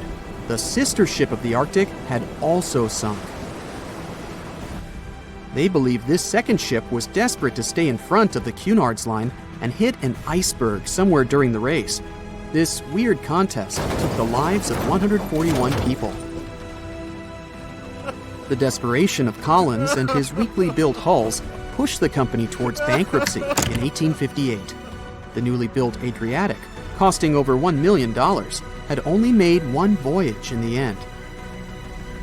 And even that voyage was considered a disaster. The ship collided with a tugboat.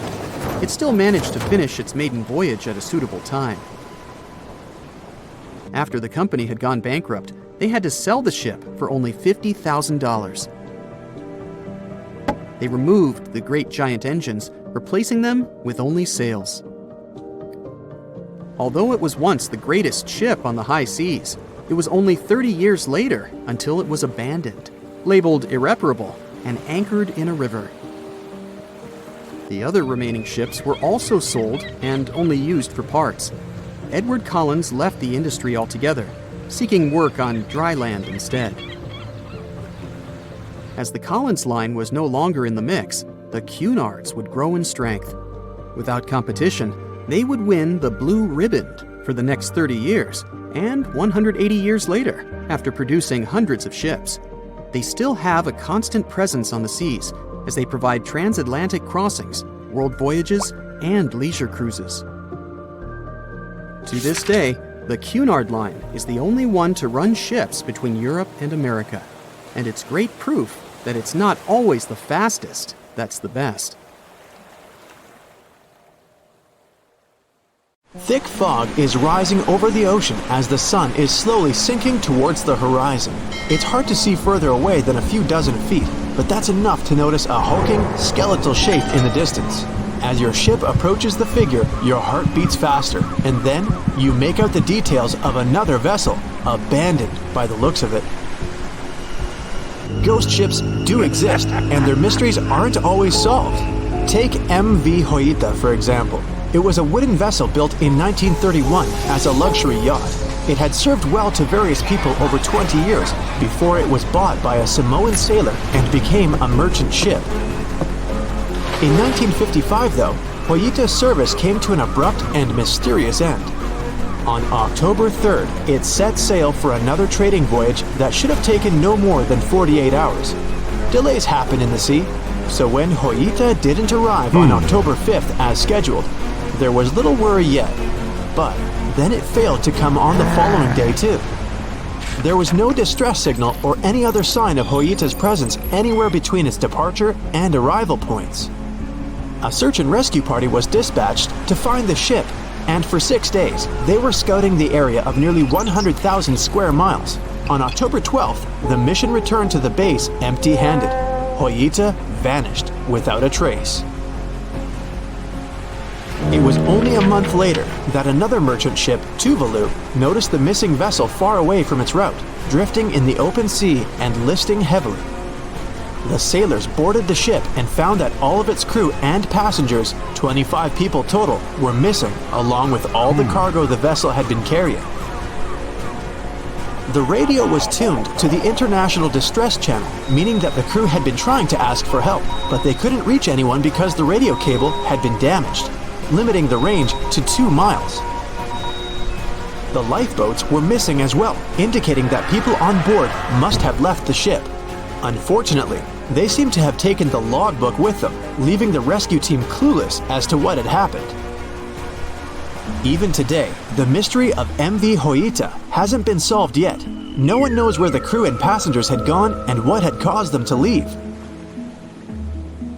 SV Carol A. Deering wasn't a ghost ship in the usual sense of the word. There are no sightings of it in the open sea. Instead, it was found on the shore, but the circumstances of it running aground are a puzzle shrouded in mystery. Carol A. Deering was built in 1919 in Maine, and it was a large vessel made for commercial voyages. Unfortunately, despite its large cost of construction, it had only served for a year before its last trip. July 19, 1920. The ship was traveling from Puerto Rico to Rio de Janeiro via Newport News to deliver a cargo of coal. It was almost halfway to the final destination when the captain fell seriously ill, and the crew turned back to drop him and his son off and replace the captain. The voyage went without incident, but when it came to Barbados in December to resupply, there were strange moods among the crew. The first mate didn't seem to be happy with the new captain. No one paid much attention to it back then, when they probably should have. The last sighting of Carol A. Deering at sea was on January 28, 1921, when a lightship noticed it off the coast of North Carolina. There was some commotion on the quarterdeck of the ship, where the crew were normally not allowed. Then, another vessel sighted it, but there was already no one on the decks. On January 31st, the merchant ship was found hard aground in the Diamond Shoals, a site notorious for numerous shipwrecks that had been occupying there for centuries. When the search and rescue party boarded the ship, they found it abandoned, the log and personal belongings of the crew gone, along with the 2 lifeboats. There is still no answer to what happened on board of Carol A. Deering that January, although the most popular version was mutiny.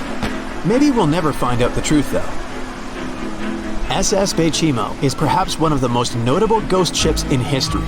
This large cargo steamer was built in 1914 in Sweden and plodded its way dutifully over 16 years, trading provisions for pelts with native tribes of Alaska and Canada.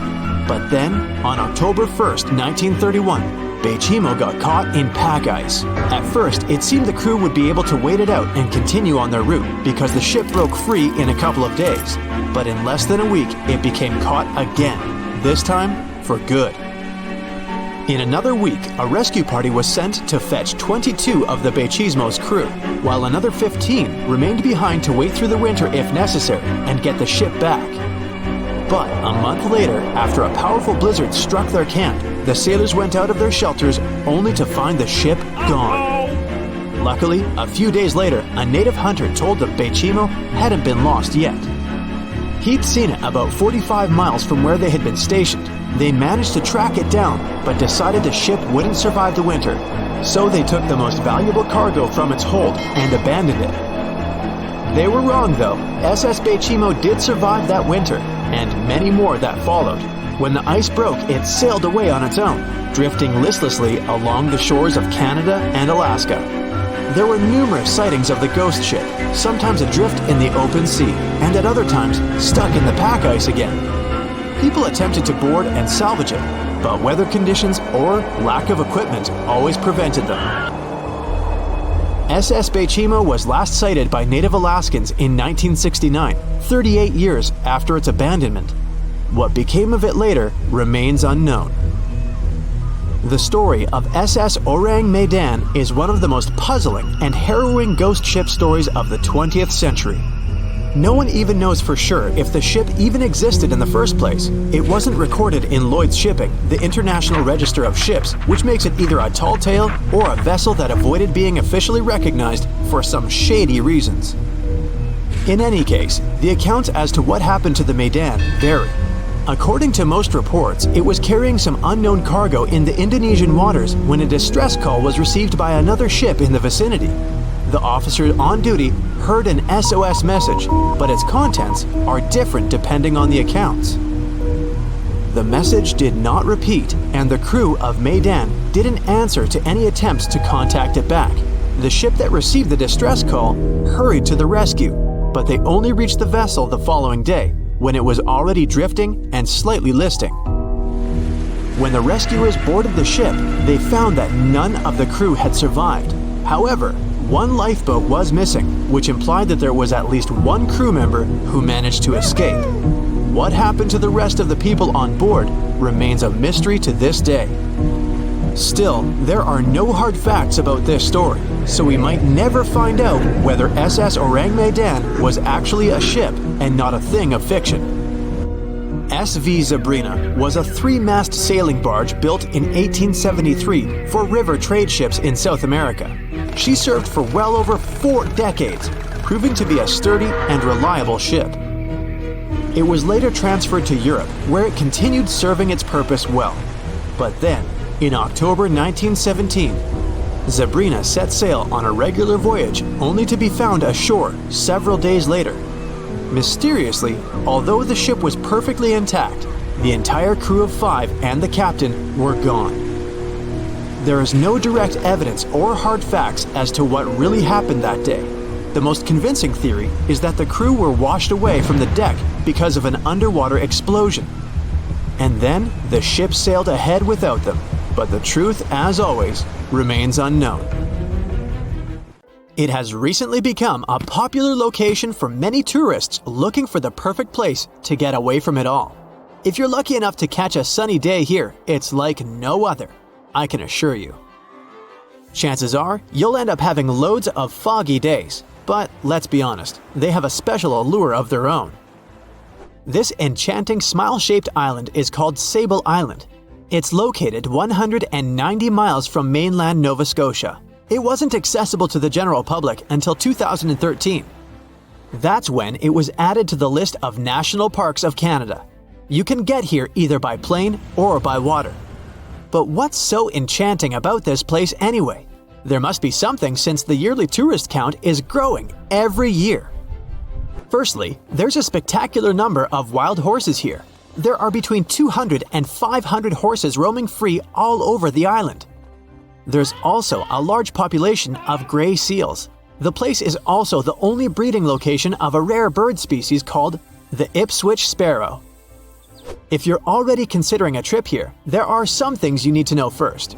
Remember that fog I mentioned earlier? Well, it turns out that Sable Island is the foggiest place in the Canadian Maritimes. I'm talking about approximately 127 foggy days each year. During such days, Sable Island literally disappears underneath a thick layer of fog. You won't be able to explore the place on your own either. The local regulations state that visitors need to travel within a group, and they also need to keep a 197-foot distance from the wildlife they can encounter here. As charming as this place may be, it holds a dark secret hidden beneath the sandy dunes, and it has nothing to do with beautiful creatures living here or the island's unique vegetation. Apart from being known from its horses and seals, Sable Island is infamous for an overwhelming number of shipwrecks. Over the years, about 350 ships have ended their lives here, on these sandbars. When survivors described their experiences, they usually mentioned harsh weather conditions near this mysterious island. The island also made its way into literature when it was described in a book called The Perfect Storm, which was written by Sebastian Junger and published in 1997. The book was so successful that it was later adapted for the big screen in 2000, with George Clooney playing the leading role. The first recorded shipwreck near Sable Island dates back to 1583. The boat was named the HMS Delight and was under the command of British adventurer and explorer Sir Humphrey Gilbert. Only 17 people managed to survive the catastrophe by escaping in a small boat.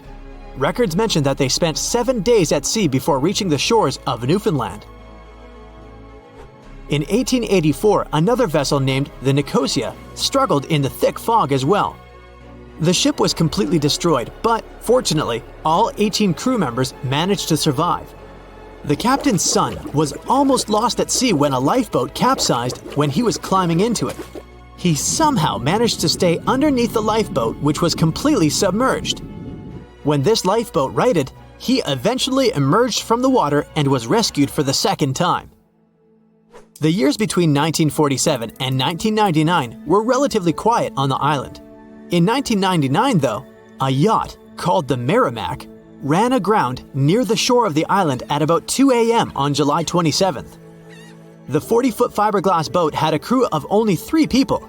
Natural gas exploration workers, who were luckily not far away, rescued them. The crew managed to fly safely to Halifax the next day. The owner of the Merrimack tried to recover his boat by hiring local fishermen. Unfortunately, this operation was unsuccessful, since only the fittings of the yacht were eventually saved. It took no more than 6 weeks for the sand and waves to crush and completely break up the hull of the Merrimack. So what is it about this place that's so dangerous for boats? Does it have anything to do with the weather? Or maybe there's other forces at play? The explanation turns out to be a bit more complex, and it wasn't easy to figure out, at least not way back in the 1500s. First of all, the island is located close to one of the world's richest fishing grounds. Since it's also near one of the major shipping routes between Europe and North America, hundreds of vessels sail past it each year. The likelihood of shipwreck increases when there are so many boats roaming around the area. Sable Island is also in the way of most of the storms that move up the Atlantic coast of North America. It's no surprise that boats often get hurtled straight onto the shores of this island. The weather has a lot to do with it too. During the summer season, the warm air from the Gulf Stream creates a dense fog as it merges with the cool air by the Labrador Current that passes by the island. Other currents don't help the matter. Sable Island is next to the meeting point of 3 major ocean currents: the Gulf Stream, the Labrador Current, and the Belle Isle Current. Since the 1950s, radars and other modern navigation tools have been used on commercial vessels as well. Up until then, the sextant was the main instrument used to figure out a ship's location. It doesn't mean that sextants weren't accurate, but this instrument couldn't work properly without a clear view of the sun or stars, which means it didn't help much in dense fog, such as the one surrounding Sable Island, or when it was cloudy. Often during bad weather, the captain of a ship navigated, relying on their experiences and intuition based on the ship's speed and direction. That's why most of the survivors in shipwrecks near Sable Island said that the captain had simply miscalculated the ship's position, crashing into Sable Island by accident. This dusty, sandy land is as unfriendly to ships as it is to trees. There's reportedly a single tree on the whole island, and it looks a lot more like a bush. It's actually a pine tree. And since the famous island horses don't see it as much of a food source, it somehow managed to survive. Reports say that the tree was planted back in the 1950s. Local authorities were trying to grow a forest on the island to make it a bit more welcoming. They've planted tens of thousands of trees over the years, more than 69,000 evergreens, 600 fruit trees, and about 55 pounds of pine seeds, along with other plants which could survive the conditions on the island. But they were no match for the extreme weather and sandy soil. Out of all those plants, just one pine tree is still alive. Thanks to its resistance, it has even become a symbol of Sable Island. Interestingly, for around 40 years, the island also had just one inhabitant. Can you imagine that? One person living on a remote island for so many decades? It's the story of a woman called Zoe Lucas. She chose to surround herself with the only residents on the island: the horses, the gray seals, and the many species of birds. An esteemed naturalist, she mentioned in an interview she gave back in 2017 that she was used to living on the island and that she never got lonely. To survive here, she had to put together an essentials kit. It included a notebook to take notes and a pair of binoculars to study the wildlife. You can safely assume she wasn't scared of the intimidating surroundings, since she decided to eventually call this place home. At first, Zoe wanted to set up camp on one end of the island, near some abandoned buildings. But eventually, she settled in a wooden house near a bunch of sand dunes. A Canadian institution called the Meteorological Service of Canada put together the simple construction back in the 1940s. Parks Canada operates the building these days. Zoe's work included gathering as much data on the local horse population as possible. It could help scientists better understand how they managed to adapt to the unfriendly environment. She also helped gather the debris that made it to the shore to help track pollution levels. Among all the rubbish that she collected, there was a refrigerator and a crate full of fresh peppers. Some other specialists eventually started working rotating shifts on Sable Island to offer the brave woman a little bit of company now and then.